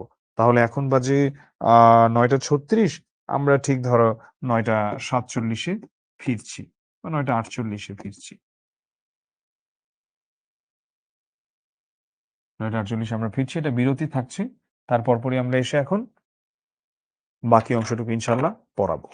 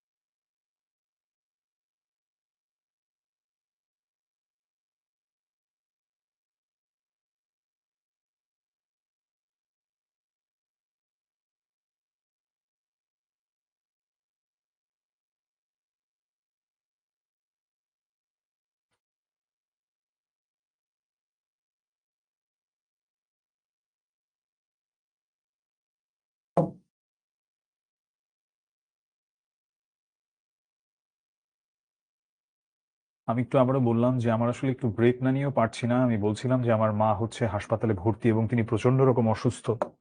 সো আমার আসলে একটু ব্রেক নিয়ে কথাও বলতে হচ্ছে ওখানে যে আছে আমার ভাইয়ের সাথে, আমার বাবার সাথে। কারণ কিছু ওষুধ পাওয়া যাচ্ছে না ওখানটাতে। সো আমার হয়তো ক্লাসটা শেষ করে গুলশানে কিছু ভালো ফার্মেসি আছে। সেখান থেকে হয়তো আমি চেষ্টা করব ওষুধগুলো সংগ্রহ করে তোমাদের ক্লাসটা ঠিক 10:30টায় শেষ করে রওনা দিতে। এইজন্য আমি আগেই তোমাদের কাছ থেকে একটু মানে আমি একটু সরি বলে নিলাম। কারণ ধরো আমি বলেছিলাম যে আমি ফিরবো ৪৮ আমি ৪৮ এ ফিরতে পারি নাই। ৩-৪ মিনিট বেশি সময় লেগেছে। এনিওয়ে আমি চলে যাচ্ছি ক্লাসে। একটু চ্যাটটা আবার পোস্ট করে দাও। নিম গাছ। নিম গাছ খুব ছোট একটা গল্প। সরি, হ্যাঁ, খুব ছোট একটা গল্প কিন্তু এটা খুবই গুরুত্বপূর্ণ একটা গল্প। নিম গাছ কার লেখা? আমাদের বনফুলের লেখা। বনফুল তার প্রকৃত নাম নয়। তার প্রকৃত নাম হচ্ছে বলাইচাঁদ মুখোপাধ্যায়। আ যিনি হচ্ছেন তোমার পেশায় ছিলেন কি জানো? পেশায় ছিলেন তিনি একজন ডাক্তার। তো নিম গাছ গল্পটা আমি তোমাদেরকে পুরোটাই এখানে একটু পড়াই। কেউ ছালটা ছাড়িয়ে নিয়ে সিদ্ধ করছে, পাতাগুলো ছিঁড়ে শিলে পিষছে কেউ। মানে এই যে শিল-পাটা ধার, ওই শিলে পিষছে কেউ। কেউ বা ভাজছে গরম তেলে। কি করছে সবাই এটা? সেটা হচ্ছে তোমার নিমের কথা বলছে। নিম পাতা। খোস, দাঁত, হাজা চুলকানিতে লাগাবে। খোস, দাঁত, হাজা চুলকানি এগুলো কি? এগুলো হচ্ছে চর্মরোগ। চর্মরোগের অব্যর্থ মহৌষধ। কচি পাতাগুলো খায়ও অনেকে, এমনি কাঁচাই। কিংবা ভেজে বেগুন সহযোগে। যকৃতের পক্ষে ভারী উপকার। কচি ডালগুলো ভেঙে চিবোয় কত লোক, দাঁত ভালো থাকে। কবিরাজরা প্রশংসায় পঞ্চমুখ। বাড়ির পাশে গজালে বিজ্ঞরা খুশি হন। আমরা দেখছি এখানে যে নিম গাছের নানা উপকারের কথা বলছে। কেউ হয়তোবা বেগুন সহ ভেজে খাচ্ছে এবং এটা যকৃতের জন্য অনেক উপকারী, যকৃতের পক্ষে ভারী উপকারী। কচি ডালগুলো কেউ কেউ ভেঙে ভেঙে চিবোয়, তাতে নাকি দাঁত ভালো থাকে। কবিরাজরা যারা ওই চিকিৎসা করে তারা হচ্ছে এই নিম গাছের প্রশংসায় পঞ্চমুখ। বাড়ির পাশে যদি নিম গাছ গজায় তাহলে বিজ্ঞরা খুশি হয়। কেন খুশি হয়? নিম গাছ হচ্ছে প্লেন্টি অফ অক্সিজেন সাপ্লাই করতে পারে এবং আগেকার দিনে যখন হচ্ছে মানুষের অতটা চিকিৎসা ব্যবস্থা উন্নত ছিল না, একজন মানুষ যখন তার অন্তিম মুহূর্তে চলে যেত, মৃত্যুর আগ মুহূর্তে, তাকে নিয়ে বাড়ির পাশে নিম গাছের নিচে বসানো হতো। সেখানে তিনি আরেকটু শান্তিমতো নিঃশ্বাস নিতে পারতেন এবং সেভাবেই তিনি মৃত্যুবরণ করতেন। নিম গাছ, তুলসী গাছ এগুলো আসলে মানে এগুলোর ঔষধি গুণাগুণ তো অনেক বেশি। তো এই নিম গাছের কথাই আমরা এখানে দেখছি পুরো অংশটা জুড়েই শুধু নিম গাছ নিয়ে মানে নিম গাছের প্রশংসা করছে। বাড়ির পাশে গজালে বিজ্ঞরা খুশি হন। বলে, "নিমের হাওয়া ভালো, থাক, কেটো না।" কাটে না, কিন্তু যত্নও করে না। আবর্জনা জমে এসে চারিদিকে। মানে বোঝা গেল যে নিম গাছটা এমন যেটা মানুষ কেটে ফেলছে না, এটা থেকে উপকার নিচ্ছে, কিন্তু আবার এটাকে পরিষ্কারও রাখে না। এটার চারিদিকে এসে আবর্জনা জমছে। শান দিয়ে বাঁধিয়েও দেয় কেউ, সে আরেক আবর্জনা। মানে ওই শান দিয়ে বাঁধিয়ে দেয়, ওটা আরেকটা বিরক্তিকর বিষয়। হঠাৎ একদিন একটা নতুন ধরনের লোক এলো। মুগ্ধ দৃষ্টিতে চেয়ে রইল নিম গাছের দিকে। ছাল তুললে না, পাতা ছিঁড়লে না, কারণ মানুষ তো সাধারণত এগুলাই করে। এসে দেখা যায় যে তোমার ছাল তুলে ফেলে বা পাতা ছিঁড়ে। একটু কাইন্ডলি বিশ্বম্ভরকে বলবা যে আমাকে একটা রংচা দিয়ে যাইতে। ডাল ভাঙলে না, মুগ্ধ দৃষ্টিতে চেয়ে রইল শুধু। বলে উঠল, বাহ, কি সুন্দর পাতাগুলি, কি রূপ! থোকা থোকা ফুলেরই বা কি বাহার! এক ঝাঁক নক্ষত্র নেমে এসেছে যেন নীলাকাশ থেকে সবুজ সায়রে। এক ঝাঁক নক্ষত্র যেন নেমে এসেছে নীলাকাশ থেকে সবুজ সায়রে। মানে তার কল্পনায় এই পাতাগুলো, সরি, এই ফুলগুলো দেখে মনে হচ্ছে যে সেগুলো যেন আকাশ থেকে নক্ষত্রের মতো নেমে এসেছে একটা সবুজ সায়র, মানে হচ্ছে সমুদ্র। একটা সবুজ সমুদ্রের মাঝে। সেই সমুদ্রটা কি? সেই সমুদ্রটা হচ্ছে ওই নিম গাছের পাতাগুলো। খানিকক্ষণ চেয়ে থেকে চলে গেল। কবিরাজ নয় তিনি। তিনি কে? তিনি হচ্ছেন কবি। নিমগাছের ইচ্ছা করতে লাগলো লোকটার সঙ্গে চলে যায়, কিন্তু পারল না। মাটির ভিতরে শিকড় অনেক দূর চলে গেছে। বাড়ির পিছনে আবর্জনার স্তূপের মধ্যেই দাঁড়িয়ে রইল সে। ওদের বাড়ির গৃহকর্ম নিপুণা লক্ষ্মী বউটার ঠিক এক দশা।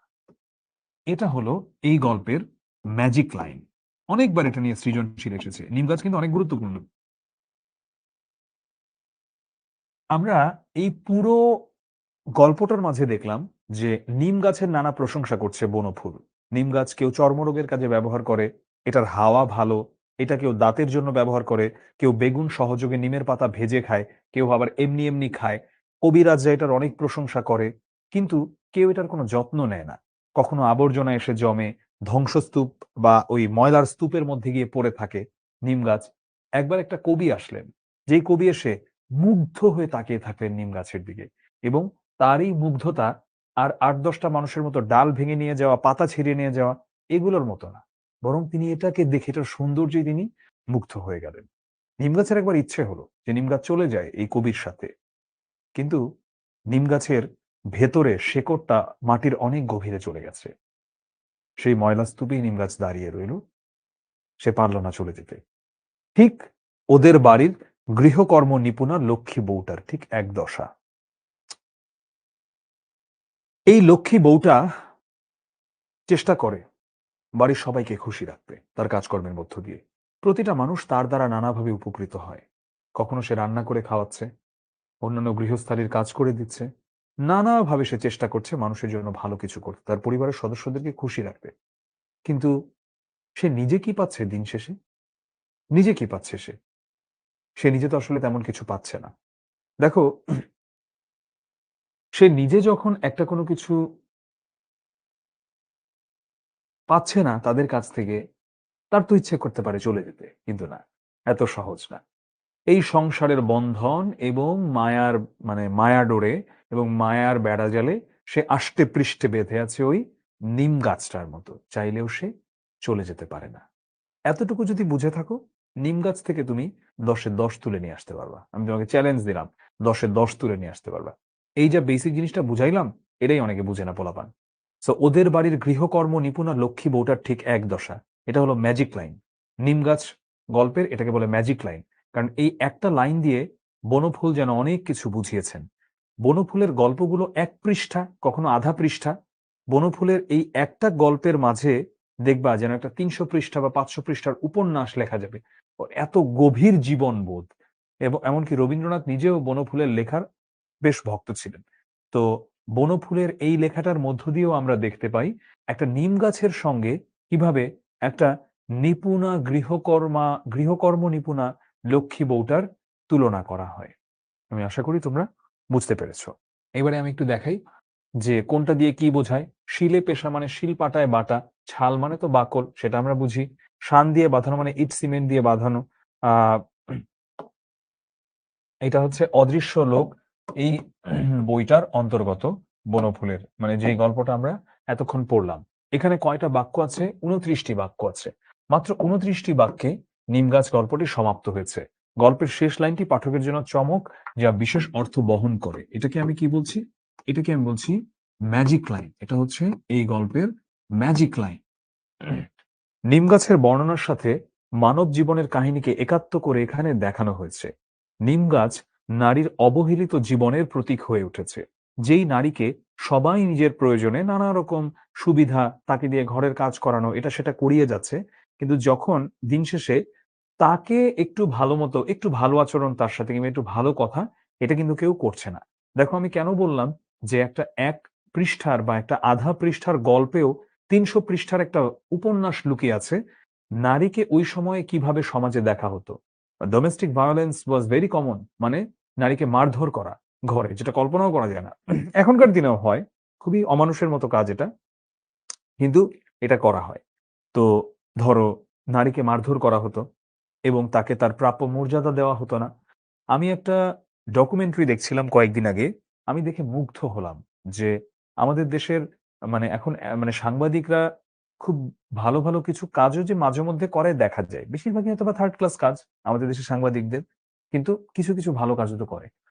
তো ভালো কাজটা ছিল এমন যে আমি এখন যেখানটাতে আছি, ধরো এখান থেকে কিন্তু করাইল বস্তি খুব একটা দূরে না।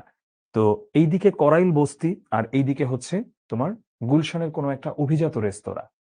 ওখানে একটা পরিবারের ১ মাসের খাবারের খরচ যা, এখানে এমন এক রেস্তোরাঁ আছে, এমন অনেক রেস্তোরাঁ আছে যেখানে এক বেলার একজনের খাবারের খরচটা।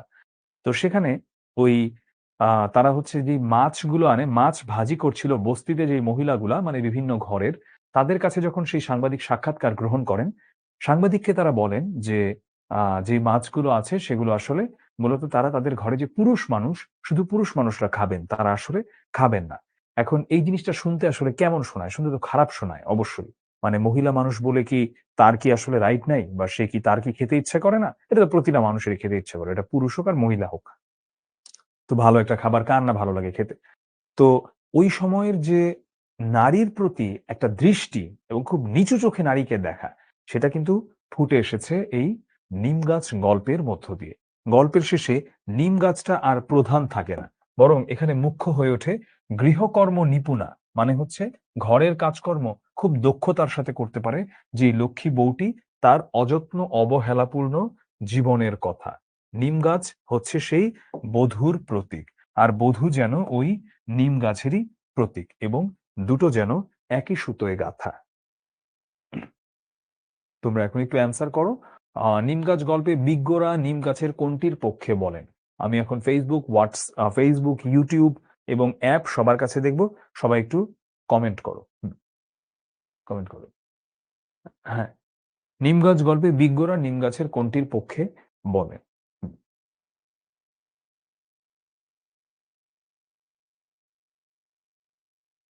ক্লাসটা শেষ হবে 10:30টার দিকে ইনশাআল্লাহ।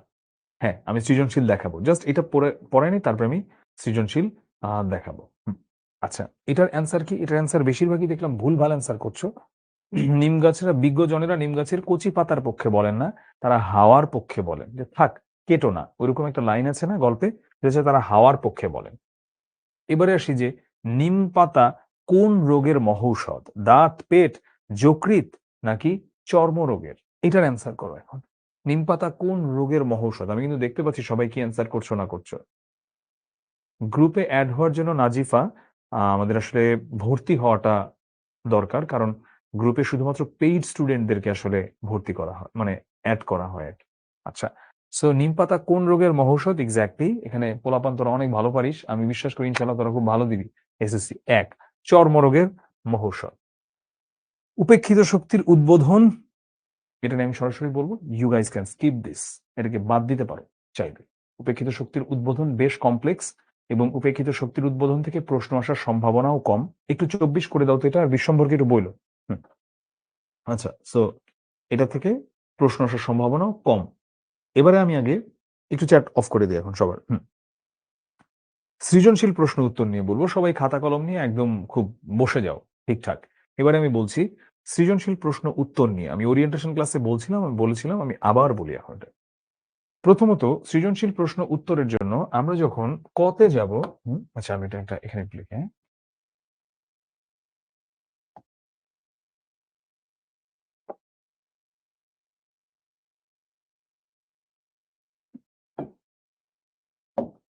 সৃজনশীল প্রশ্ন উত্তরের জন্য আমরা যখন প্রথমে কতে যাব, আমরা ক লিখবো কিভাবে?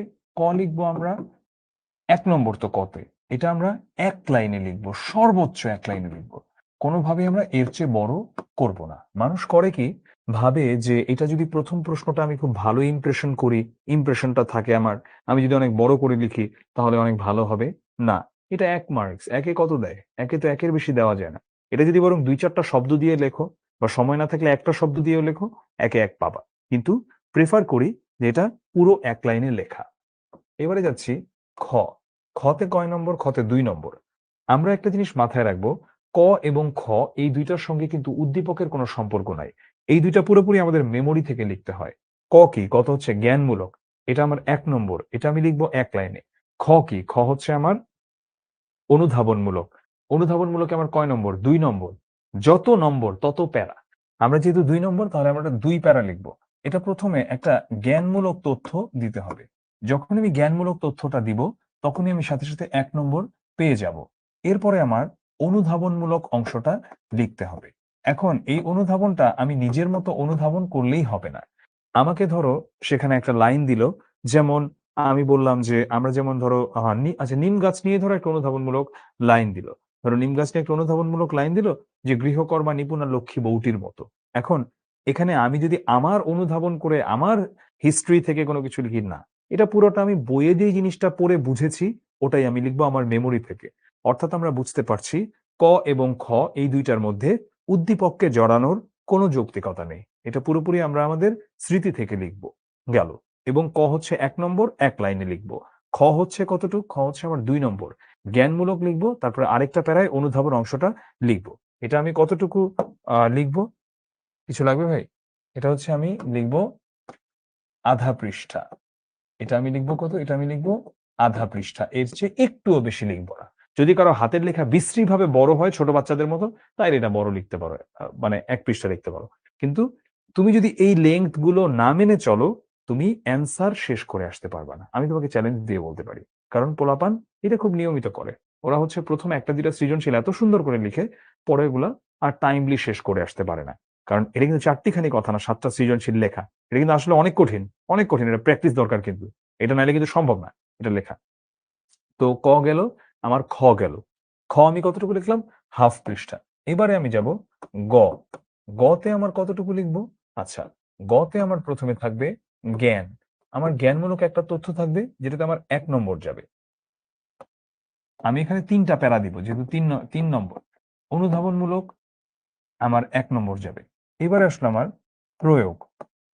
প্রয়োগে মূলত যেটা করতে হয় সেটা হলো আমার উদ্দীপকের সঙ্গে আমার যেই মূল গল্প বা কবিতা বা প্রবন্ধ সেটাকে একটা সম্পর্ক দিয়ে লিখতে হয়।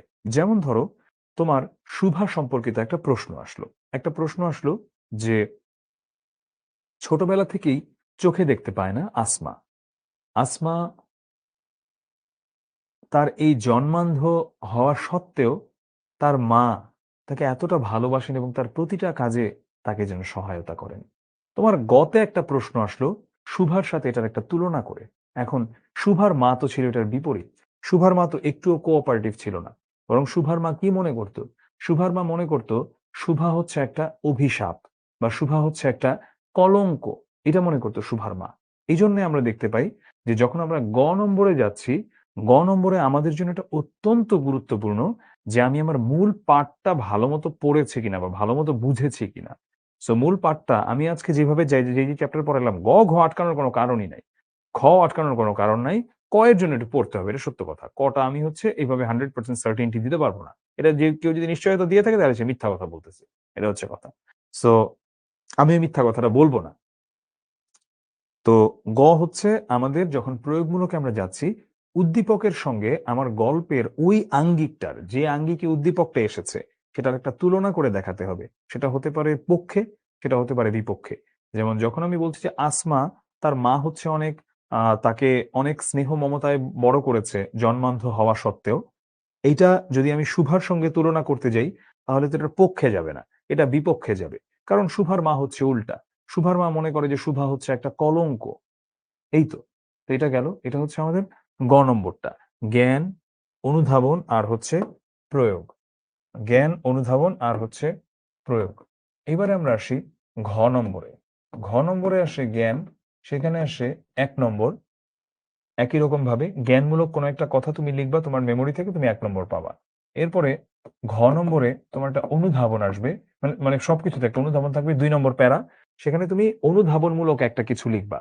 অর্থাৎ যেই বিষয়টার সম্পর্কে প্রশ্ন এসেছে ওইটা সম্পর্কিত তোমার ওই চ্যাপ্টারের মানে গদ্য, পদ্য বা প্রবন্ধের একটা অংশকে তুমি যে বুঝেছো নিজের মতো করে লিখবা। এরপরে আসলো প্রয়োগ। প্রয়োগে তুমি তোমার উদ্দীপকের সঙ্গে একটু সম্পর্ক স্থাপন করে লিখবা। শেষের প্যারাটা তোমার খুব গুরুত্বপূর্ণ। সেটা হলো তোমার উচ্চতর দক্ষতা।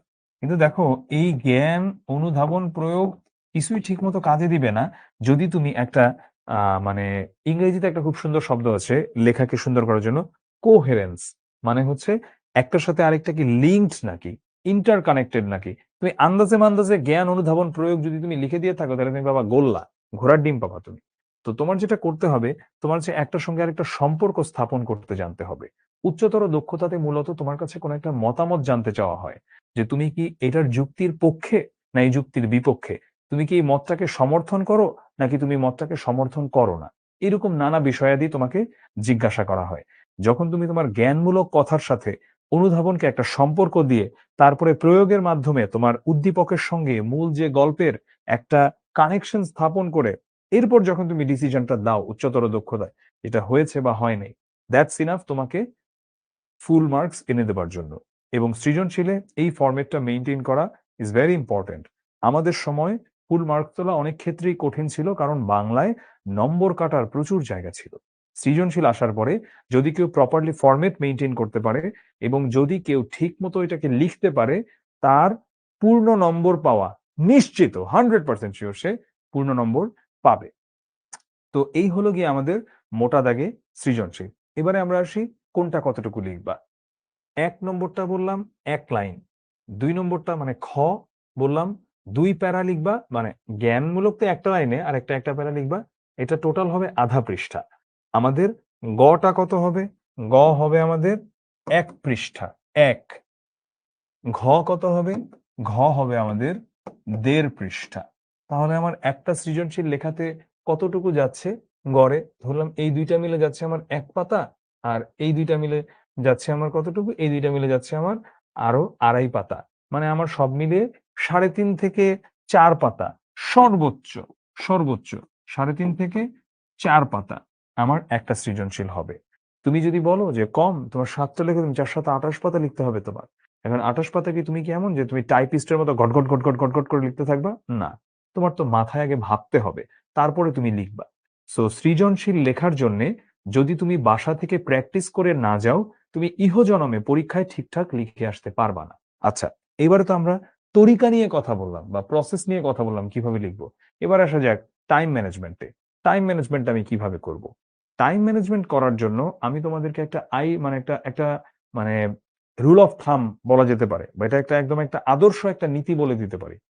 যে কোনো সৃজনশীল লেখার জন্য যে কোনো বিষয়ে তোমার আইডিয়ালি যেই কাজটা করতে হবে, তুমি যতটুকু সময় তোমাকে বরাদ্দ দেয়া আছে সেখান থেকে তুমি ফার্স্টে সময় বাদ দিবা। ধরো তোমার এখানে 7টা প্রশ্ন, সো তুমি এখান থেকে কি করবা? তুমি এখান থেকে 15 মিনিট বাদ দিবা। আচ্ছা, তুমি এখান থেকে 15 মিনিট বাদ দিলা, ভালো কথা। তুমি 15 মিনিট বাদ দিলা, 15 মিনিট বাদ দিয়ে বাকি যেই সময়টা আছে সেই সময়টাকে তুমি সমান ভাগে ভাগ করবা। সমান ভাগে যখন ভাগ করলা তখন দেখো প্রত্যেক প্রশ্নের ভাগে কত মিনিট তোমার আসে। এবারে আসি এই 15 মিনিট আমি কেন রাখলাম। এই 15 মিনিট আমি রাখলাম রিভিশন দেওয়ার জন্য এবং সিস্টেম লসের কাউন্ট করে। মনে হতে পারে 15 মিনিট স্যার আপনি বাদ দিয়ে দিলেন, 15 মিনিট বাদ দিব না কেন আমরা? তুমি কি শিওর যে এর মধ্যে তোমার একবার ওয়াশরুমে যাওয়ার প্রয়োজন পড়বে না, পানি খাওয়ার প্রয়োজন পড়বে না, কলম চেঞ্জ করার প্রয়োজন পড়বে না, কিংবা কত ডিস্টার্বিং স্টুডেন্টস থাকে, দেখা যায় যে তোমার হয়তো কোনো কারণে হুদাই ডাকতেছে, বা অনেক সময় পরীক্ষার হলে এমন অনেক পরিদর্শক থাকে যে সত্য কথা যে অনেকে হয়তো বা ওই মানে সে হট্টগোল করে বা কথা বলে ডিস্ট্রাক্ট করে। এরকম আমি দেখেছি যে অনেক বেশি কথা বলে, এমন আমি দেখেছি এসএসসি সময়। তো এটা হয়তো বা তার কমন সেন্সেই খাটে না যে তার এখানে আসলে মানে বেশি কথা বলে নিজেকে হিরো সাজানোর কোনো দরকার নাই। যেই বাচ্চাটা এখানে এসএসসি দিচ্ছে, যেই ছেলেটা বা মেয়েটা এসএসসি দিচ্ছে, এটাও লাইফের একটা বিশাল বড় অধ্যায়। এখানে আসলে নো ওয়ান ইজ ইন্টারেস্টেড, উনার এসব আলতু-ফালতু গপ্প শুনতে কেউ এখানে আগ্রহী না। কিন্তু এটা অনেকে করে, অনেক টিচার করে। তো আমাদের তো কিছু করার নাই। ওইখানে তো আমার কিছুই করার নাই। এটা মাইনা নেওয়া ছাড়া। সো আমি 15 মিনিট রাখবো এক্সট্রা। কেন 15 মিনিট রাখবো এক্সট্রা? এবার আসি রিভিশন। আমি ওইসব সিস্টেম লস বাদ দিলাম। আমি প্রত্যেকটা ডিভিশন দিব, প্রত্যেকটা। ডিভিশন দিতে গিয়ে দেখা যায় হয়তো কোনো একটা বানান আমি ভুল করেছি, হয়তোবা কোনো একটা আমি বাক্যতে ভেবেছিলাম এভাবে লিখবো, মাঝখানে বা কোনো একটা শব্দ আমি লিখি নাই, বা শেষে কোনো একটা শব্দ আমি লিখি নাই। এরকম কিন্তু হয়। এখন এই জন্য আমাদের রিভিশনটা, রিভিশন টেকনিকটা ইজ ভেরি ইম্পর্টেন্ট। অনেক স্টুডেন্ট করে কি, রিভিশনটা সবার শেষে যে পুরাটা রিভিশন দেয়। নো, এটা কিন্তু আইডিয়াল ওয়ে না। কারণ তুমি যখন 5টা 6টা প্রশ্ন লিখে গেছো, তোমার 1-2 এ তুমি কতটুকু কি লিখেছিলা? তোমার এটা পুরোপুরি ভাই মাথায় আছে? তুমি 1-2 এ কি লিখেছিলা? হ্যাঁ, মাথায় আছে। কিন্তু এটা কি একদম ফ্রেশ আছে? না, ফ্রেশ নাই। কারণ তুমি এক্সামে অলরেডি একটা স্ট্রেসড অবস্থায় আছো এবং একটা টাইমড এক্সাম, একটা সময়ের মধ্যে তোমার লিখে দিতে হবে। এটা তুমি ইচ্ছা মতো তো লিখতে পারবা না। তাহলে আমার কি করতে হবে? আমার যেটা করতে হবে সেটা হলো, আমি পরীক্ষা দিচ্ছি, ভালো কথা। আমি পরীক্ষা দিচ্ছি এবং পরীক্ষা দেবার সময় আমার কাছে যেগুলো আসছে আমি সেগুলো লিখছি। লেখা শেষ আমি তখনই রিভিশন দিয়ে ফেলবো। লেখা শেষ আমি তখনই রিভিশন দিয়ে ফেলবো। অর্থাৎ আমি 1 লিখলাম, 1 রিভিশন দিব। 2 লিখলাম, 2 রিভিশন দিব। এখন এটা তুমি তখনই ধরাটা খাবা যদি তুমি নিজের সাথে নিজে একটা জোচ্চুরি করো। নিজের সাথে নিজের জোচ্চুরিটা কেমন? যে তুমি টাইমড এক্সাম দিবা না। মানে ধরো আমি নির্ধারিত সময় রেখেছিলাম, ধরলাম 12 মিনিট। কথার কথা ধরলাম 12 মিনিট। আমার 12 মিনিট পার হয়ে 14-15 মিনিট হয়ে গেছে। আমি বললাম, আরে পরেরটাতে কম লেখুন নে। সরি, এটা হয় না আসলে। পরেরটাতে কম লেখুন নে। তোমার কাজ শেষ করা, শুধু সুন্দর করা না। শেষ করলে তুমি ফুল মার্কস পাওয়ার সম্ভাবনা আছে। সুন্দর করতে গিয়ে তুমি যখন লাস্টের দিকে 2টা ছাইড়া আসবা, তখন তুমি সুন্দর তো প্রশ্নই উঠে না। আমাদের ক্যাডেট কলেজে এসএসসি তে আমাদের ব্যাচের সবাই গোল্ডেন এ প্লাস পেয়েছিল 2 জন বাদে। তার মধ্যে যে 2 জন পায় নাই এর মধ্যে একজন সে হচ্ছে বাংলায় মিস করে, এবং বাংলায় শুধু এ প্লাসটা সে মিস করে, বাংলায় এ প্লাস না, ও বাংলায় অনেক খারাপ ছিল, ও হচ্ছে বাংলায় এও পায় নাই, বাংলায় এ মাইনাস পেয়েছিল। তো বাংলায় ওর এ মাইনাস পাবার কারণে আলটিমেটলি কিন্তু দেখো ওর আম ছাড়া সবই গেল। এখন বাংলায় ও এ মাইনাস কেন পাইলো? ও লাস্টের দিকে 2টা অ্যান্সারই করে আসতে পারে নাই ঠিক মতো, 20 ছেড়ে আসে নাই, বাট ধরো 2টারই ও গ ঘ ছেড়ে দিয়ে আসছে। এইটা করা যাবে না। আবার এখনো অনেকের মধ্যে বেসিক কমন সেন্স গুলো আমাদের নাই, বা এক্সাম স্কিল গুলা নাই। আমরা 1 লিখছি, 1-এর মাঝখানে 2 ঢুকাচ্ছি, 2-এর মাঝখানে আমরা 6 ঢুকাচ্ছি, এটা করা যাবে না। 1 লিখবো, 2 লিখবো, 3 লিখবো, এবং আমরা সিরিয়ালি লিখবো। সিরিয়াল ব্রেক করবো কেন? আমি 1-এর পরে কেন আমি 5 লিখবো? হ্যাঁ, লেখা যায় চাইলে, আমরা এটা করবো না। আমরা সিরিয়ালি পুরাটা লিখবো, দ্যাটস ইট। এটা হচ্ছে আমাদের কথা। এটা যদি আমরা ফলো করতে পারি, আমরা মোটের উপর বলতে পারি যে আমাদের বাংলা সৃজনশীল আমরা ফুল মার্কস না হলেও অন্তত 90% মার্কস আমরা চোখ বন্ধ করে নিয়ে আসতে পারবো। এবং আমি তোমাকে বলছি, তুমি যদি ফরম্যাট ঠিক রাখো, একটু গুছিয়ে লেখো, তো ক্লিয়ার করে যদি লেখো, তোমার হাতের লেখা সুন্দর হবার কোনো প্রয়োজন নাই, তুমি যদি একটু গুছিয়ে স্পষ্ট করে লিখো, তাহলে তুমি ফুল মার্কসও তুমি নিয়ে আসতে পারবে ইনশাল্লাহ। কিন্তু তুমি যদি অনেক ভালো লিখো কিন্তু তুমি ফরম্যাট মেনটেন করলা না, এবং তুমি সব শেষ করে আসতে পারলা না, তুমি যে এ প্লাস মিস করবা, এই ব্যাপারে তোমার পরীক্ষা দেওয়া লাগবে না। পরীক্ষা দেওয়ার আগে আমি তোমাকে বলে দিচ্ছি তুমি এ প্লাস মিস করবা। তাই আমাদের করতে হবে কি, আমাদের শেষ করতে হবে। শেষ করার জন্য আমাদের টাইমড প্র্যাকটিস করতে হবে। তোমার মোট নির্ধারিত সময় থেকে 15 মিনিট বাদ দিবা। বাদ দিয়ে যত মিনিট থাকে সেটাকে 7 দিয়ে ভাগ দিবা। 7 দিয়ে ভাগ দেওয়ার পর অতটুকু সময় তোমার জন্য বরাদ্দকৃত সময়। ওই 15 মিনিট থেকে তুমি চাইলেই সময় নিতে পারো? না, সরি, নিতে পারো না। ওই 15 মিনিট হচ্ছে রিভিশনের জন্য। তুমি যখন রিভিশন দিবা, অটোমেটিক্যালি তোমার অনেক ভুল চলে আসবে। এবং ওই 15 মিনিট হচ্ছে তোমার সিস্টেম লসের জন্য। তোমার কোনো সিস্টেম লস হতে পারে, তুমি ওয়াশরুমে যেতে পারো, পানি খাবার দরকার পড়তে পারে, তোমাকে কোনো স্টুডেন্ট ডাকতে পারে কোনো উত্তর জানার জন্য। অফকোর্স তুমি হয়তো বা তাকে বলবা না, বা তুমি তার সাথে দেখা দেখি করতে গিয়ে এই বোর্ড এক্সামে নিজের পায়ে নিজে কুড়াল মারবা না, কিন্তু তোমার সময় তো নষ্ট হইতে পারে। আবার অনেক পরীক্ষক হচ্ছে সময় নষ্ট করতে পারে, এরকম নানা রকম বিষয়াদি থাকতে পারে। তাই আমরা সচেতন থাকবো। এবার আমি যেটা বলছিলাম, কাজী নজরুল ইসলামের জীবনী নিয়ে একটু পড়াবো, তারপরে সরাসরি আমরা চলে যাবো এটার পাঠ পরিচিতিতে। উপেক্ষিত শক্তির উদ্বোধন তোমরা চাইলে স্কিপ করতে পারো। কাজী নজরুল ইসলাম 11ই জ্যৈষ্ঠ 1306 সালে অর্থাৎ 24শে মে 1899 ভারতের পশ্চিমবঙ্গের বর্ধমান জেলার আসানসোল মহকুমার চুরুলিয়া গ্রামে জন্মগ্রহণ করেন। আচ্ছা, বর্ধমান জেলা, আসানসোল হচ্ছে মহকুমা। আর মহকুমা তো আমাদের দেশে নাই, ধরো যে উপজেলা থানা যেমন ওরকম একটা ইউনিট। গ্রামটা কি? চুরুলিয়া। সেখানে তিনি জন্মগ্রহণ করেন। মাত্র 43 বছর বয়সে খুবই দুরারোগ্য রোগে আক্রান্ত হয়ে বাক শক্তি হারিয়ে ফেলেন। 43 বছর বয়স থেকে তিনি বোবা হয়ে যান। বাংলাদেশ প্রতিষ্ঠার পর অসুস্থ কবিকে ঢাকায় আনা হয়, পরে তাকে বাংলাদেশের নাগরিকত্ব দেওয়া হয়, আর স্বাধীন বাংলাদেশের জাতীয় কবির মর্যাদায় তাকে ভূষিত করা হয়। আর 1976 সালে কবি ঢাকার পিজি হাসপাতাল, যেটা বর্তমান নাম বিএসএমএমইউ, সেখানে তিনি মৃত্যুবরণ করেন। তো তিনি যেমনটা চেয়েছিলেন আল্লাহর কাছে যে আল্লাহ যাতে তাকে হচ্ছে মসজিদের পাশে তাকে রাখা হয়, আল্লাহ তার সেই শর্ত মানে তার আশাটা পূরণ করে নিয়েছেন। তিনি বলেছিলেন না তার গানে, তার কবিতায়, মসজিদেরই পাশে আমায় কবর দিও ভাই, যেন গড়ে থেকে মুয়াজ্জিনের আজান শুনতে পাই। উনি পেয়েছেন। ঢাকা ইউনিভার্সিটির যে সেন্ট্রাল মস্ক, ওটার পাশেই নজরুলের কবর। তো সেখানেই তিনি চিরনিদ্রায় শায়িত হয়ে আছেন, আমাদের এই প্রিয় কবি। তো ছেলেবেলায় তিনি লেটোর গানের দলে যোগ দেন, তার নামই ছিল দুখু মিয়া। এত কষ্টে দুঃখে তার জীবনটা যায়। পরবর্তীতে বর্ধমান এবং ময়মনসিংহের ত্রিশাল থানার দড়িরামপুর হাই স্কুলে তিনি পড়ালেখা করেন। খুবই ইম্পর্টেন্ট একটা সাল 1917 সাল, যেই সময় তিনি ফার্স্ট ওয়ার্ল্ড ওয়ারটা, প্রথম বিশ্বযুদ্ধের সময় তিনি সেনাবাহিনীর বাঙালি পল্টনে যোগ দিয়ে সেখান থেকে তিনি করাচি যান। কিন্তু ওখানে তার সাহিত্য জীবনের সূচনা ঘটে। যুদ্ধ না করে তার আসলে মূলত ওই সময় সাহিত্য নিয়ে আরো তিনি বেশি সময় কাটান ওখানে গিয়ে। তার লেখায় তিনি সামাজিক অবিচার ও পরাধীনতার বিরুদ্ধে সোচ্চার হয়েছেন। এই জন্য তাকে আমরা কি বলি? বিদ্রোহী কবি। আর আরবি ফার্সি শব্দের সার্থক ব্যবহার তার কবিতাকে একটা বিশিষ্ট রূপ দান করেছে। আচ্ছা, সো আমরা এবার একটু সরাসরি চলে যাই পাঠ পরিচিতিতে। কারণ এইটা আমি যেটা বললাম যে এটা নিয়ে খুব বেশি প্যারা খাওয়ার দরকার নেই, কারণ এটা বেশ কমপ্লেক্স।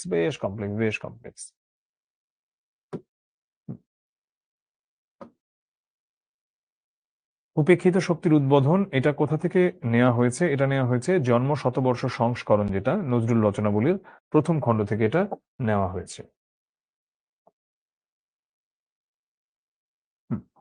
অবিভক্ত ভারতবর্ষের পটভূমিতে, মানে অবিভক্ত ভারতবর্ষ বলতে তখনও ইন্ডিয়া পাকিস্তান ভাগ হয় নাই, ব্রিটিশ কলোনি চলতেছে, প্রবন্ধটি সম্পাদন করে পাঠ্যভুক্ত করা হয়েছে।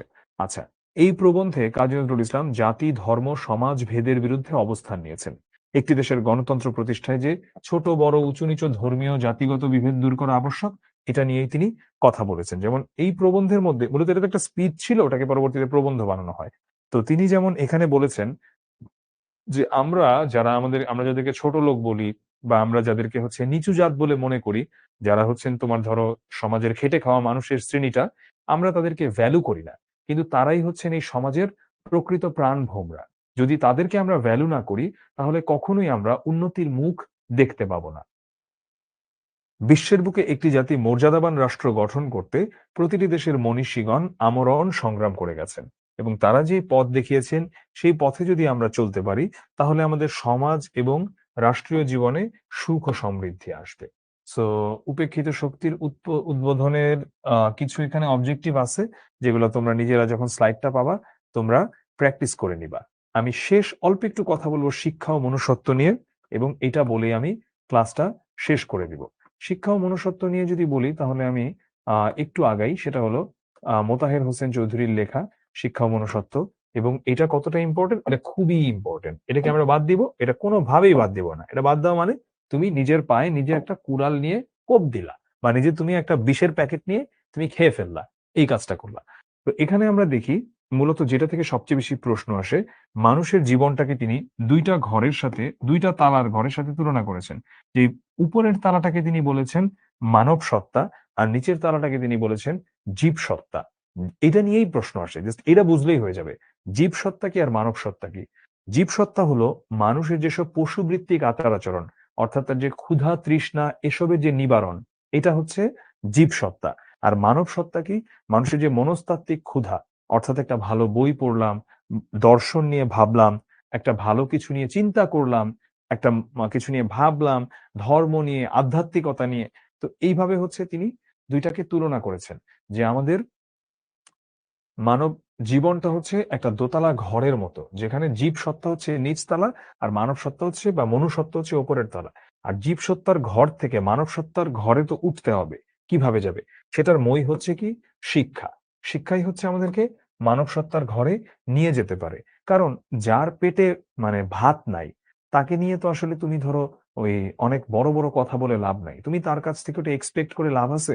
পৃথিবীতে অনেক কার্বন এমিশন হচ্ছে, অনেক বিশ্বায়ন মানে অনেক বৈশ্বিক উষ্ণতা বাড়ছে, প্লাস্টিকের অনেক ইউজ বাড়ছে। আরে ভাই, ও ভাত খাইতে পায় না, তুই ওর এগুলো কি গল্প শুনাইতেছস? তো বিষয়টা এমন আর কি। তো আমাদের দেখতে হবে যে নিচতলা হচ্ছে জীব সত্তা, আর উপরের তলা হচ্ছে আমাদের মানব সত্তা। ঠিক আছে?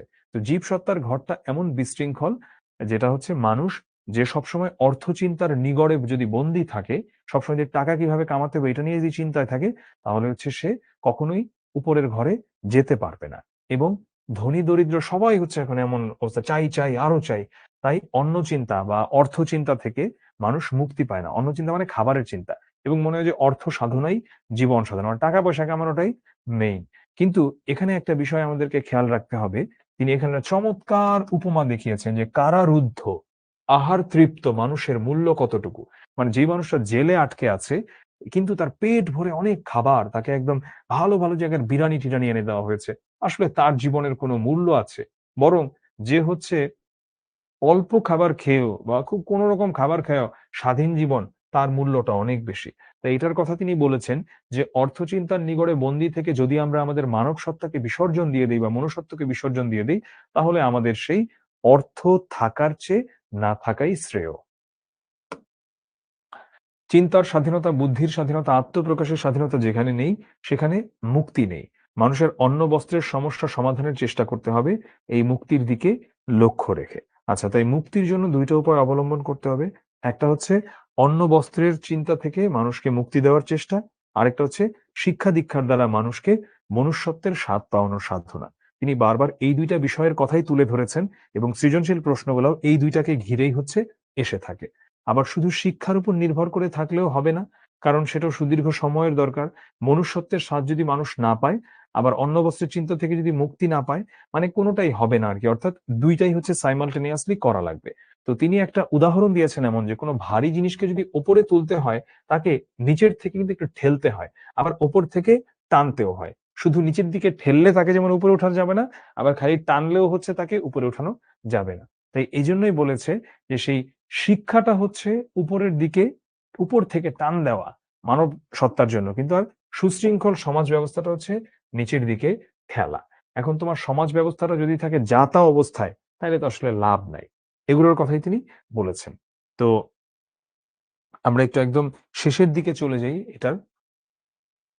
সেটা হলো যে শিক্ষার মারফতে মূল্যবোধ তথা মনুষ্যত্ব লাভ করা যায় এবং অন্ন বস্ত্রের সুব্যবস্থাটাও দরকার। মনুষ্যত্ব যেমন দরকার, আবার আমার পেট বাঁচানোও তো দরকার। তা না হলে জীবনের উন্নয়নে অনেক দেরি হয়ে যাবে। কারণ যদি তোমার পেট বাঁচানোর তাগিদ থাকে তাহলে তুমি তো হবে না। মনুষ্যত্বের তাগিদে এটাকে একটু 24 করো। মনুষ্যত্বের তাগিদে মানুষকে তোমার উন্নত করে তোলার চেষ্টাটা ভালো, কিন্তু প্রাণিত্বের বাঁধন থেকে সে যদি মুক্তি না পায় তাহলে মনুষ্যত্বের আহ্বান মানুষের মনে গিয়ে পৌঁছতে দেরি হয়। তখন যেটা হয়, তোমার অন্ন বস্ত্রের সমস্যার সমাধানটা আগে প্রয়োজন। আরে ভাই, তোমার কাছে মনুষ্যত্ব কিভাবে যাবে? তোমার যদি পরার কাপড় না থাকে, পেটে ভাত না থাকে, তোমার যদি পায়ের কাটার দিকে বারবার নজর দিতে হয়, তো তুমি হাঁটার আনন্দ উপভোগ করবা কেমনে? তেমনি অন্ন বস্ত্রের চিন্তায় যে সব সময় চিন্তিত থাকে, সে আসলে মুক্তির আনন্দ উপভোগ করতে পারে না। তাই দুদিক থেকেই কাজ চলতে হবে। একদিকে অন্ন বস্ত্রের চিন্তার যে বেড়ি, সেটাও খুলে দিতে হবে। অপরদিকে যে মনুষ্যত্বের আহ্বান, এটাও প্রয়োজনীয়। নইলে বেড়িমুক্ত হয়েও মানুষ ওপরে যাওয়ার তাগিদ অনুভব করবে না, অথবা মনুষ্যত্বের আহ্বান সত্ত্বেও ওপরে যাওয়ার স্বাধীনতার অভাব সে বোধ করবে। মানে এটা হচ্ছে একটা পিঞ্জরাবদ্ধ, মানে খাঁচায় আবদ্ধ পাখির মতো উড়বার আকাঙ্ক্ষায় সে পাখা ঝাপটাবে, কিন্তু উড়তে আর সে পারবে না। এই ছিল আমাদের আজকের ক্লাস। তোমাদের যদি কোনো প্রশ্ন থেকে থাকে তোমরা প্রশ্ন করো। একটু কাইন্ডলি সবকিছু ওপেন করে দাও, 2 মিনিট ওদের প্রশ্ন নিব। এরপরেও কোনো প্রশ্ন থাকলে পেইড স্টুডেন্টদের জন্য তো গ্রুপটা আছেই, আর যারা ভর্তি হও নাই আমি এক্সপেক্ট করব তারা ইনশাল্লাহ ভর্তি হয়ে যাবা। ভর্তি হলে এই এক্সক্লুসিভ যে বিষয়গুলো, যেমন ধরো ক্লাসে চাইলেও তো সব অ্যান্সার করা যায় না, সো গ্রুপের ওই অ্যান্সার গুলো তোমরা পাচ্ছ। আর ক্লাস তো এই একটাই, এরপর তো আসলে বাংলা ক্লাস শুধু পেইড স্টুডেন্টদের জন্যই হবে বলে আমি জানি।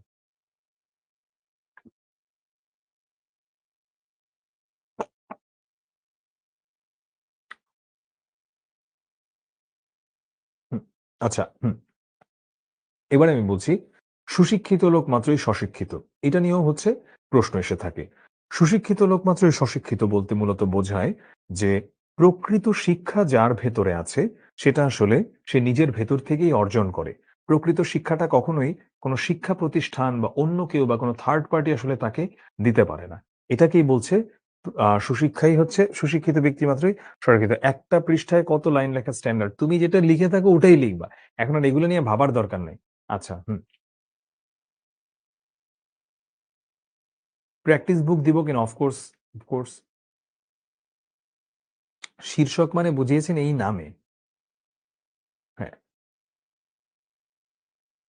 গ্রুপের নাম কি? যারা পেইড স্টুডেন্টরা বলছো প্লিজ 16780 তে কল দিব, তোমাকে কোনো চিন্তা নাই। তুমি খালি তোমার নাম আর আইডি নাম্বার বলো, তোমার অ্যাড করে দিবে ওরা। শেষের 15 মিনিটের আগে লেখা শেষ না হলে কি করব? শেষের 15 মিনিটের আগে তোমার লেখা শেষ হবে কেমনে? তোমার তো লেখা শেষ হবে না। তুমি রিভিশন দিয়ে ওইভাবে আগাও, হয়তো শেষের 2-3 মিনিট আগে তোমার লেখা শেষ হবে। 15 মিনিট আগে তো লেখা শেষ হবে না। হ্যাঁ, আমি আশা করি ক্লাসটা তোদের কাছে ভালো লেগেছে। মারফত মানে হচ্ছে এটার মাধ্যমে, এমন আরকি। এটার মারফতে এরকম। এরপরেও যদি কোনো প্রশ্ন থেকে থাকে গ্রুপে একটু প্রশ্নটা করে দিস। আর শিখবো জিতবো গ্রুপটা তো আছেই, যেটাতে আজকের ক্লাস নিয়ে তোদের যে ফিডব্যাক সেটা তোরা পোস্ট করে দিস। সবাই অনেক ভালো থাক, সুস্থ থাক। রাত 10:31 বেজে গেছে। আমার মায়ের জন্য আমি তোদের কাছে দোয়া চাইবো। আমি নিজে এখন খুব দ্রুত আমার আবার আমি গুলশান 2 এর শিক্ষক ক্যাম্পাস, এখান থেকে যেতে হবে খিদমা হাসপাতাল, অনেক দূরে এসেছে খিলগাঁওয়ে, এখান থেকে অন্তত 7-8 কিলোমিটার দূরে। সো আমার এখন ওখানে যেতে হবে। যে হচ্ছে তারপরে আমি হয়তো বাসার দিকে যাব। তো আমাদের এই এত কষ্ট সবকিছুই সার্থক হয় যদি আমাদের শিক্ষার্থীরা উপকৃত হয়। তো সবার প্রতি শুভকামনা থাকলো, দোয়া থাকলো। শিখবো জিতবো গ্রুপে তোদের যে ফিডব্যাক সেটা জানাইস। সবাই ভালো থাকিস। আল্লাহ হাফেজ। সালামু আলাইকুম। শুভরাত্রি।